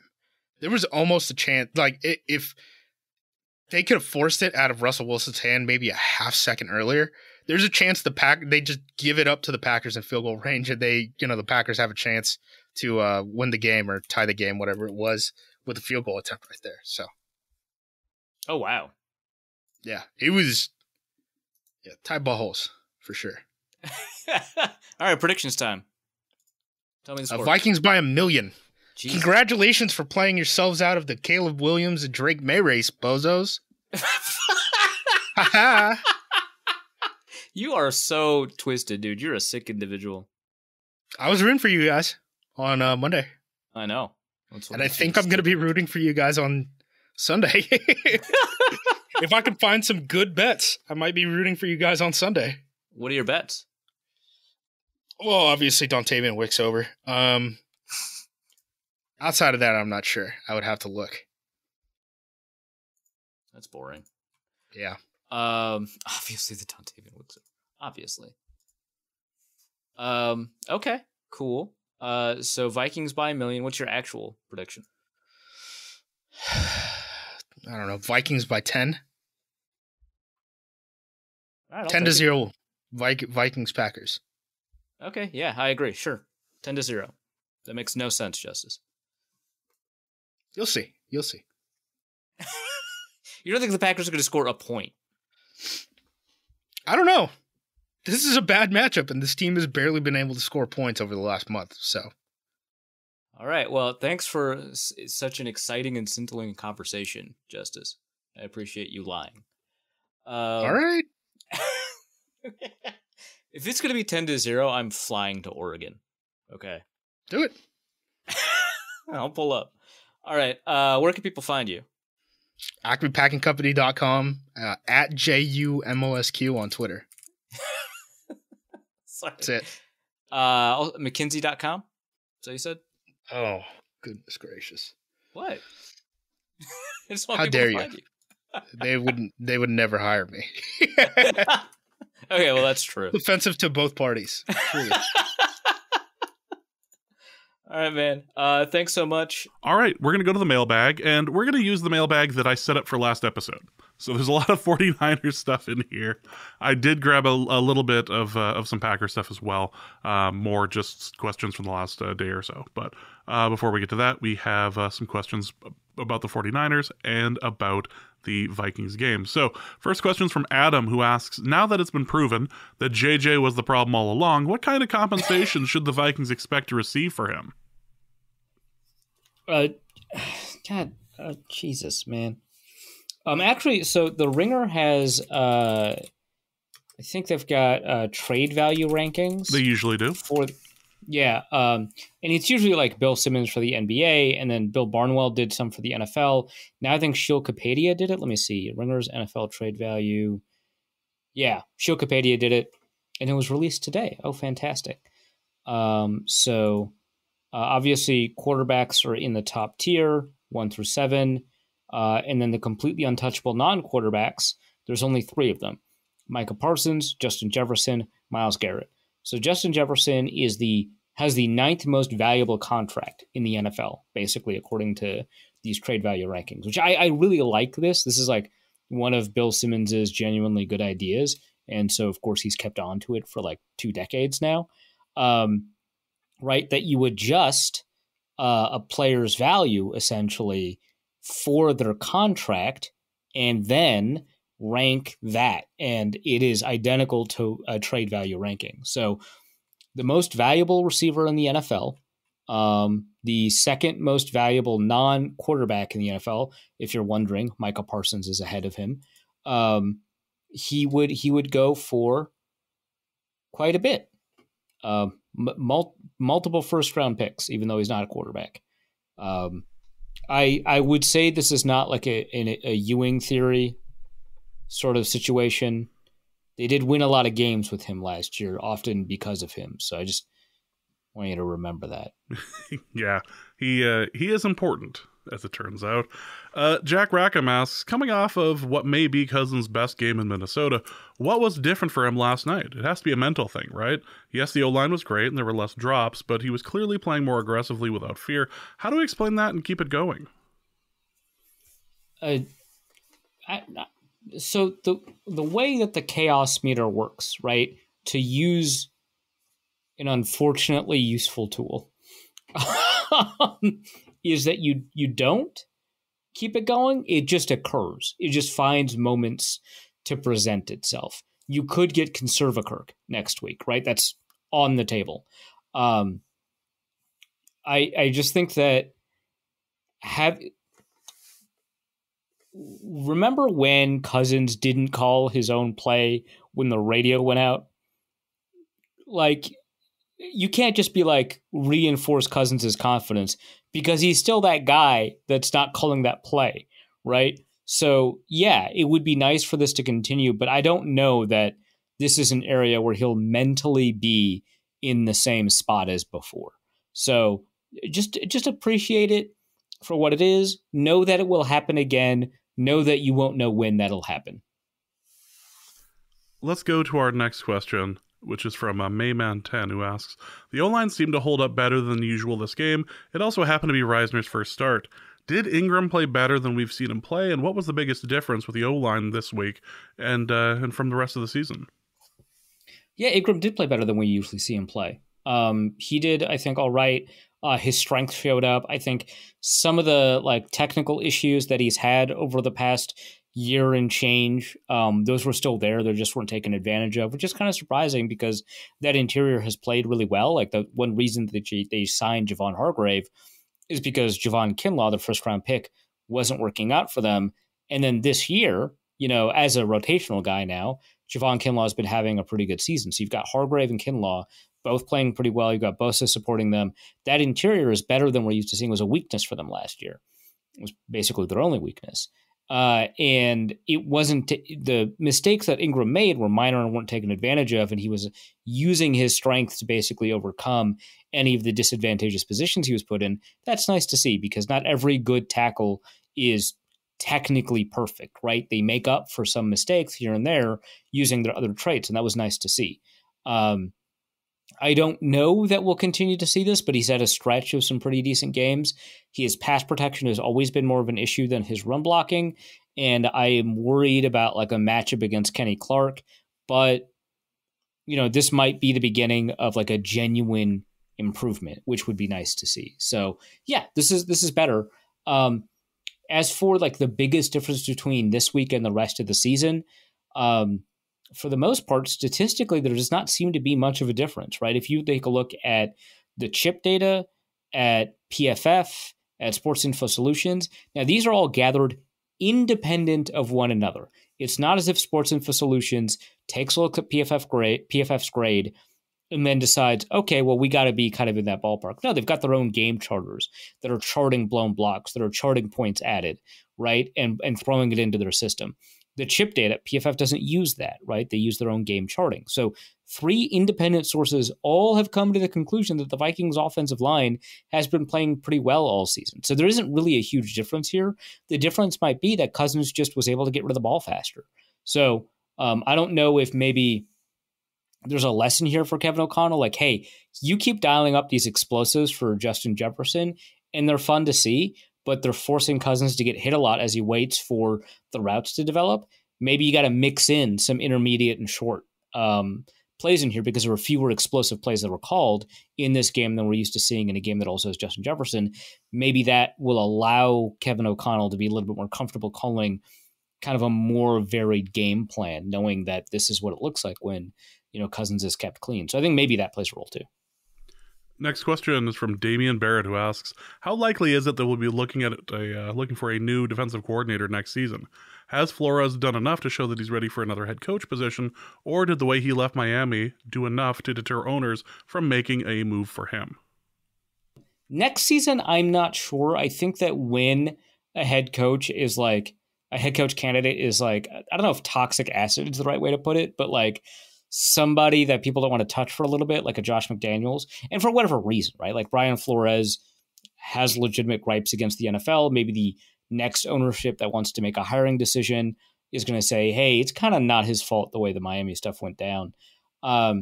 They still probably don't want to dive in. Now, he's already had a year in Pittsburgh. This isn't his first year from the Miami situation, but there might be a year or two where an owner is going to think, maybe there's more lessons to learn. Maybe I want this lawsuit to resolve itself before he becomes a head coach. There's a lot involved there. So I don't know that like you have to worry about it this year, but probably soon because this is a really excellent coordinating performance. That said, there was also an indication that maybe he wasn't all that good of a head coach in Miami. And so that will probably play a role too, because there's a lot of conversations about how he treated Tua and what his thoughts on Tua were and his inability to develop a guy who is now like in the MVP race in a very legitimate sense, right? The transition from what the Flores Dolphins look like to the McDaniel Dolphins, like that's huge, and that's going to hurt him a little bit for like a year or two. Personally, I think he's done enough to show that he's got another head coach position, but I think all of those factors will prevent him from being able to become a head coach, especially with this like lawsuit pending. Bob the Bull Sharif asks, for Reefs, your priors are always right corner. How good does it feel to watch Purdy lose a game by throwing 2 terrible interceptions?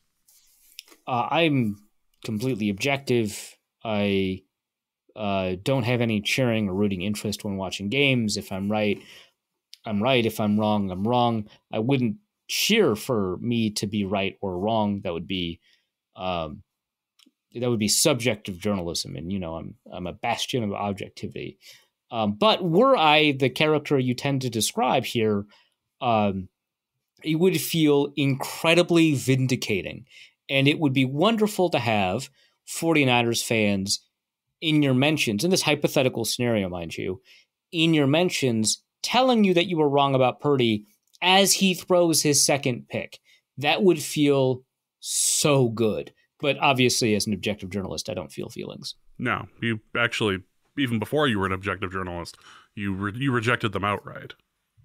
Yeah, they're inefficient. Bad DVOA. Bad. Bad. Let's go to Cody for Arif's Quasies 2022 draft. Might not be bad after all corner. Caleb Evans, Ed Ingram, Andrew Booth Jr., and Ty Chandler all positively contributed toward the Vikings' upset win over the 49ers on Monday Night Football. Is it possible that Quasies' 2022 draft class isn't that bad at all? So if a Caleb Evans plays up to the level that we expected Andrew Booth to play to, and Andrew Booth plays to the level that a Caleb Evans, would be reasonably expected to as a 4th round pick, it would feel like a win. I would argue that your early picks not hitting and your late picks hitting is generally a sign of pretty good luck, that maybe you've kind of goosed the odds a little bit with like good evaluation and good use of analytics and stuff like that. But like, I don't think the Vikings front office did such a great job in 2015 because they perfectly scouted Danielle Hunter and Stephon Diggs. I think they got a little bit lucky, right? So that I think plays a role, but it would be nice, especially because a lot of people are writing off the draft class entirely. Now, Lewis Cine was a healthy scratch, right? On a 3-safety team. Like, they played 3 safeties, and they were like, we'd rather have 6th round second-year player Theo Jackson and 5th round rookie Jay Ward over our 1st round pick. Like, that's meaningful, right? I would argue it is difficult for us to say that somebody's ended up with a good draft class when they both had a 1st round pick and missed on it. But it is a good reason to maybe not judge a draft class that harshly going into a season, right? Like, a lot of people were talking about how we couldn't draft based off of one draft. That's just not really how it works. Not everybody gets to be Ozzie Newsome and hit their first draft out of the park, right? I think that this is like all good stuff to that end. I don't know that like we're good on Andrew Booth and Ty Chandler yet. I mean, they had a couple of snaps in this game, but trending in the right direction. Yeah, we'll certainly take it. Speaking of trending in the right direction, Zach Wilson asks, not that Zach Wilson, but the other one. I can't believe I'm asking this, but are we trending towards having a top 5 offensive line by the end of the year? You've got 2 elite tackles and the interior is kind of holding up. I guess? ? It's not like, so you can be 4 ranks away from the Philadelphia offensive line and still miles away from the so it is possibly both a top 5 offensive line and not be anywhere near the realm of the top offensive line. Maybe, right? It feels like, honestly, based off of like what we saw on Monday night and what we're seeing statistically play out in all of these different tools, that they could be 7th-ish. So we're not that far away. It really just kind of depends on, 3 players, right? Whoever's playing left guard, Garrett Bradbury and Ed Ingram. And that is it's difficult for me to be like, yeah, that's definitely going to work out. But right now, it's working out. So yeah, maybe, I don't know. What an odd concept. This is not a turn I expected this year at all. Yeah, the Vikings exist to baffle. Yes, also yes.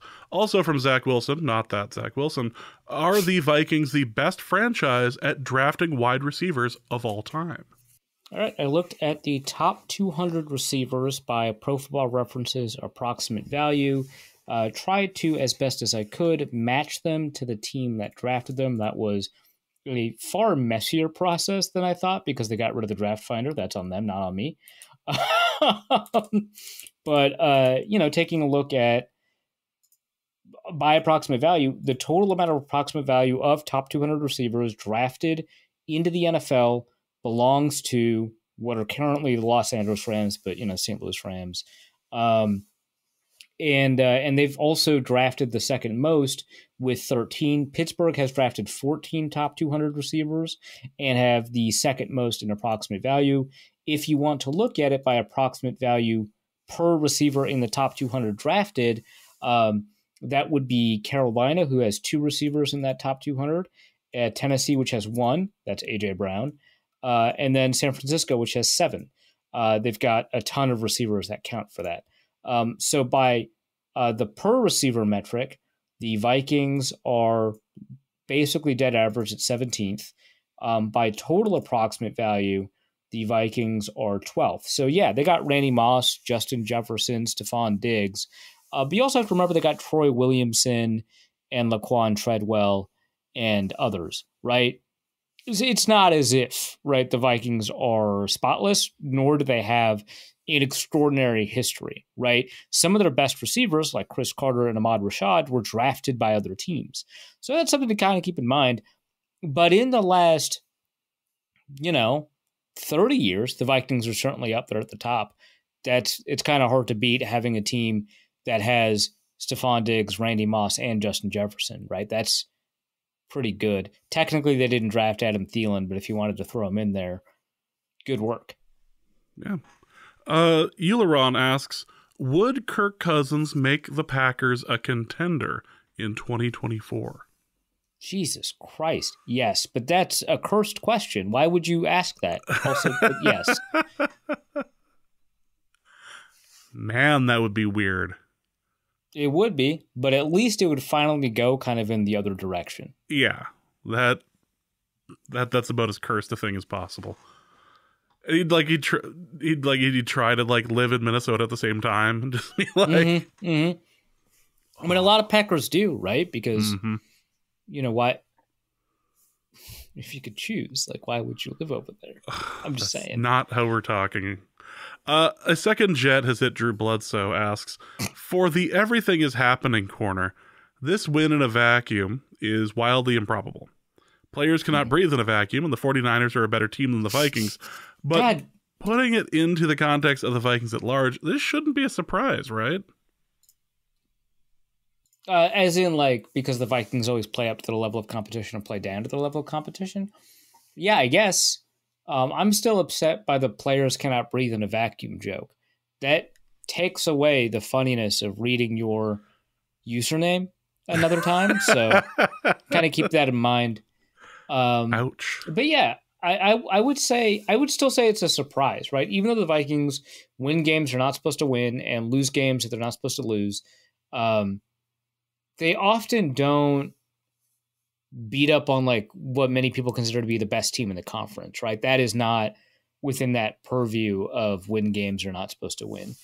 I would still say it's surprising. I guess they did beat Buffalo last year. But yeah, I get where you're coming from. I still think even in the universe of the Vikings, that is kind of surprising.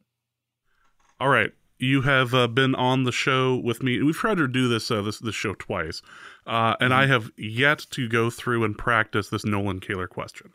I just want you to verify I have yet to do this, like, around you anyway. I have not practiced this. Nolan Kaler asks, for James and Arif's completely critical corner, can Kevin O'Connell continue to capitalize on Kirktober contrivances, or could Kwesi conspire to coast on Kirktober capers and collaborate with Kyle or the Commanders to more completely capsize for Caleb? Quite the conundrum. All right, job. You did an all right job there. My tongue doesn't work right now, so we'll see if I can manage this. I don't even know if the part with my tongue made it into the episode, but I'm currently in a situation where my tongue is swollen. So let's see what we can do here. For James and Arif's completely critical corner, can Kevin O'Connell continue to capitalize on Kirktober contrivances, or could Kwesi conspire to coast on Kirktober capers and collaborate with Kyle or the Commanders to more completely capsize for Caleb? Quite the conundrum. Okay, I'm going to take that. That's a win. Why you got to show me up on this? It's the show. That's what we do. What? You don't have to be fine. Collaborate with Kyle or the Commanders.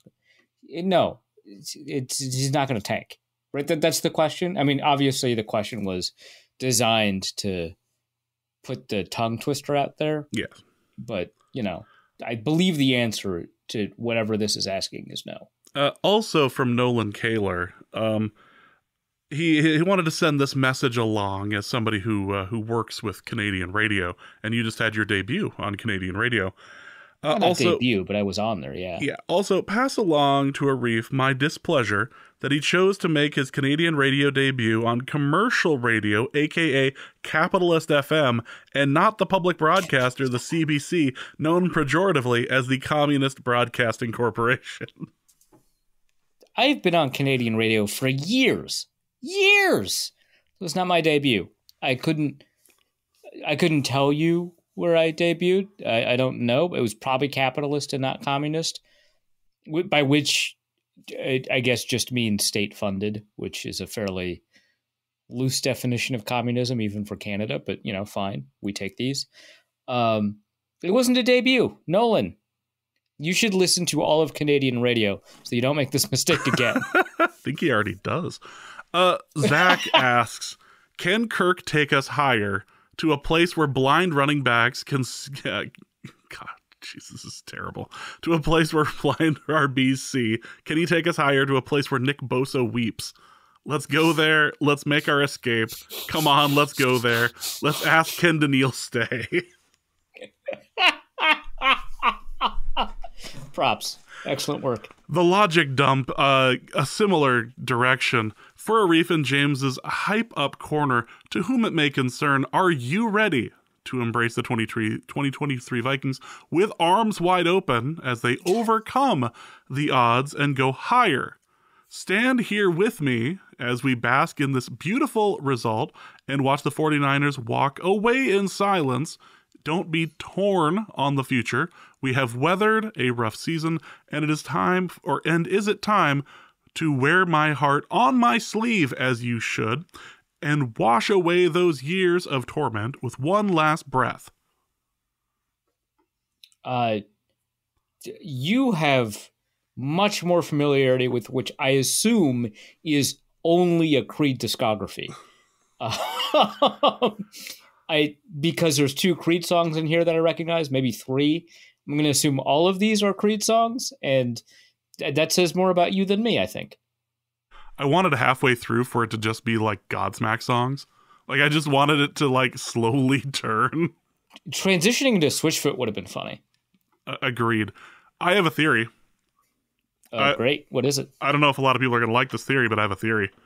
Uh-oh. I think this is goading the members of Alter Bridge and Scott Stapp to play a halftime show. Like, I feel like this is absolutely like trying to like force them into a situation to do that. I will say, as far as conspiracies go, fairly low stakes. Probably wouldn't take a lot of convincing. Don't think their schedule is all that filled up. So, it's probably in the cards. I just accidentally saw Alter Bridge. Let me check this out here. A sentence. Well, I wouldn't say I accidentally saw them. I wasn't expecting to see them, and it was a fine show. But let me just see if they're currently on tour at the moment. There we go. That can be adjusted. How hard could logistics planning for a concert tour be? I'm sure Scott Stapp isn't doing anything at the moment. Yeah, Alter Bridge is still, but they have dates open. This all seems possible. Just maybe they recreate their magic from when they did the Cowboys Thanksgiving one. That I totally forgot about that. Oh my god. Yeah, no, they could do that. Yeah. Charles Wrights asks, for Arif's clickbait analysis corner, is the following true? The Deshaun Watson trade is the worst trade in NFL history. I mean, like, from an asset management standpoint, strictly speaking, no, because other trades have given up far more, for far less in situations where it was a little bit more easy to figure out would not work out, right? So obviously the Herschel Walker trade is up there. The Vikings gave up more in assets to acquire a player who played a less valuable position, who you would have expected to play better than he did, but there's like a limitation on the ceiling that he provides. Even in the 1980s/90s, when running backs mattered a little bit more, or at least perceptually mattered a little bit more, you kind of had an understanding. So From an asset management standpoint, no. There are probably instances of teams trading for players that were morally, even more questionable than the Deshaun Watson one.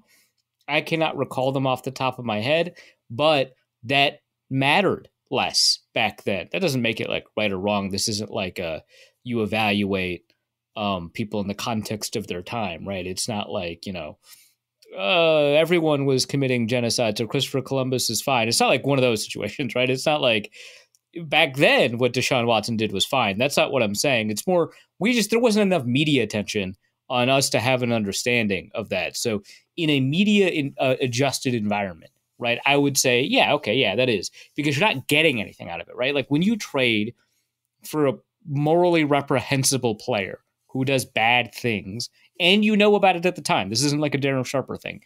And you know about it at the time. And then he doesn't play well, and people are openly asking if actually, is he really injured, or are you just using that as an excuse to play PJ Walker, which that's low, right? I love PJ Walker, but that's low.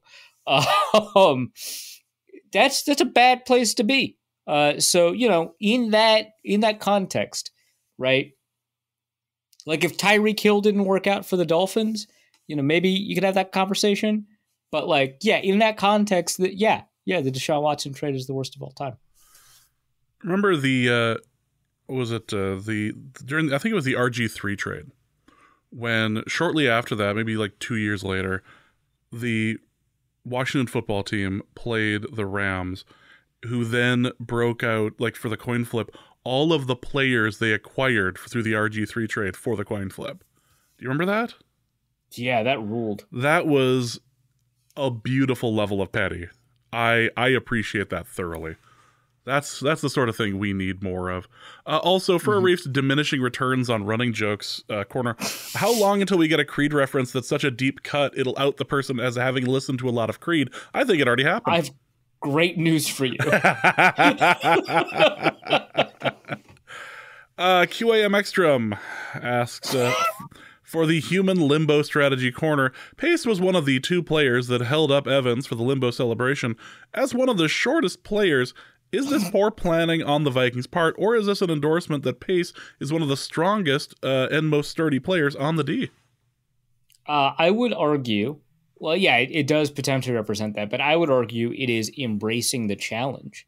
Having a shorter player is one of the two poles of the limbo.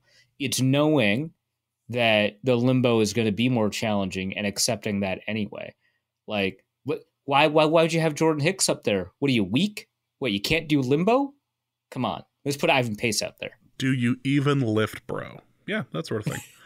A Hyundai for one of us is a Hyundai for all of us asks, what is Julie going to have to start planning Kirk's outfits for JJ's wardrobe additions? Also, or is Kirk going to not be allowed to hang out with his friends anymore? Not be allowed to hang out with his friends. So my stance is that if Kirk is going to be a good quarterback, he's going to have to more tightly control his environment, which means he needs to start dressing himself, that sounds like, when you're like, oh, you need to learn how to dress yourself. Usually you're saying to that person, not that they don't have the agency to pick out their own clothes, but either that they are very young and immature or that they don't dress well, right? You're just insulting their fashion sense, right?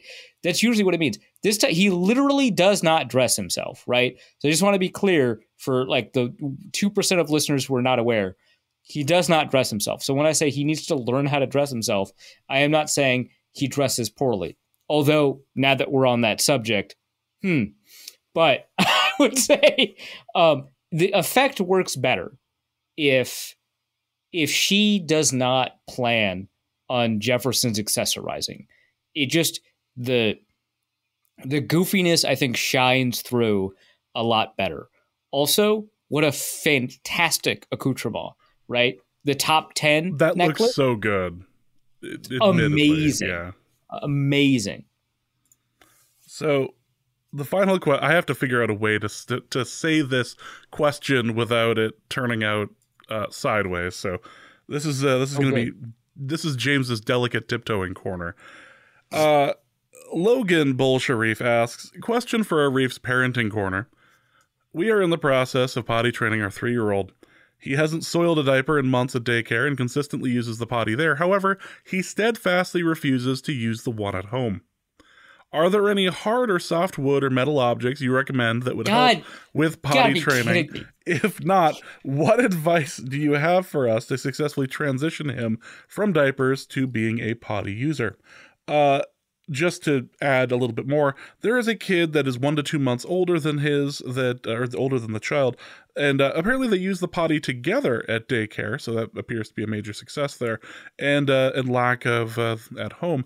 Per daycare, the other kid is also not doing it at home as well. So it leads to the question for Arif's human trafficking corner. What are the moral, ethical, and legal implications for kidnapping a 3 to 4-year-old so my 3-year-old has a bathroom buddy to help us potty train him? And is it fine if we return the kidnapped child?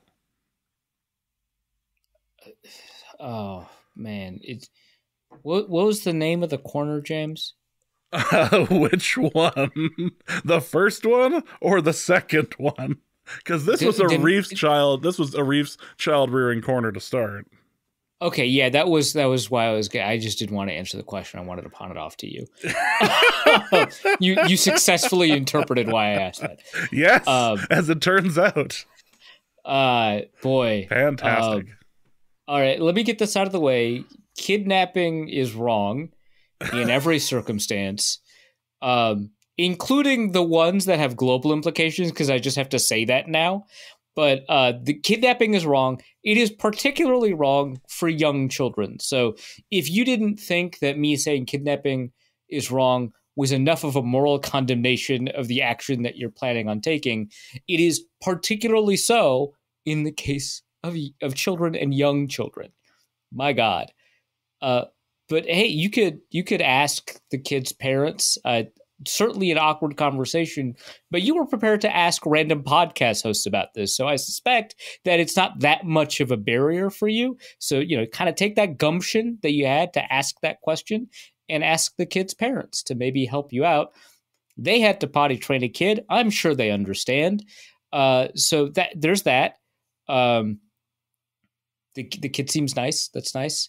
I don't have accessory recommendations, particularly not in the materials that you were suggesting. I don't know why that came up. James, don't remind me. So I don't really have a lot of advice on this one. I'm not going to Google potty training. I'm at the end of the child corner. That's teething. Yeah, I'll look that up. That's about as far as I'll go for the bit. Yeah, you're when it comes to devices to help with children teething and transitioning out, you are an expert in that category. We've already determined flared bases and all that. So I don't know what you're talking about. Yeah, you absolutely wouldn't. Can't wait for the live show. Again, November 17th, 7 p.m. Oh, jeez. Oh. Yeah. It's going to be good. That is going to be the end of this episode of Norse Code. Hope you guys have enjoyed it. Arif, what do you have to plug? Over at Wide Left, I've got a couple of pieces up on my experiences gambling in Vegas, recap of the game. I'm going to have another piece up tomorrow about just kind of the curious nature of advanced statistics and the era of analytics that we're entering into now that we have access to chip data. Yes, it's a reference to the wide receiver stuff that happened on Twitter the other night, but I ran into a little bit of a roadblock doing the research. So the article is going to take a little bit longer than I thought. It was supposed to be up today. Hopefully it'll be up tomorrow. Check that out. We're at wideleftpost.substack.com. Otherwise, obviously all the podcasts and stuff like that. I also am going to be on a YouTube video. I believe it's releasing tomorrow morning, breaking down Hassan Piker's interview with Piers Morgan about Israel-Palestine. That sounds kind of out of left field, but at the same time, if you've gotten this far in the show, no, it's not. So check that out, I guess. I'll link that in the show notes. That's bizarre enough that, you probably are going to want some direct. I'll probably retweet it too, but that's happening. That's a thing that someone asked me to help them do, so I did it, I guess. So I was just surprised it wasn't Kid Nation again. Okay, that's not. So I wouldn't preface that with any. I wouldn't say that's out of left field at all. No. We would lead the show with that. Yeah, that's that's actually going to be our. That's actually going to be what we release for our summer content over on Patreon. Is just episode watch-alongs with your visual reactions to Kid Nation episodes. You joke. I am 100% game. We still have to do Moonfall and The Beekeeper, but yes. I'm already penciling in. Like I have to go to. I'm going to a concert in February in I think it's over Pro Bowl weekend in Minneapolis. We can absolutely. Great. We won't be doing anything that weekend then. Perfect. It's Pro Bowl weekend. Why? I've joked. I've always wanted to cover it, but yeah. All I'm hearing is that my weekend is free. Yeah. So that weekend we can easily hit up The Beekeeper, which should be released in theaters by then. So that. And I'll drive, so you don't have to worry about your car walking off. It'll be great. Well, for Arif, my name is James. Thank you guys so much for listening. And please remember to just maybe put that in a garage next time. And we will be back next week.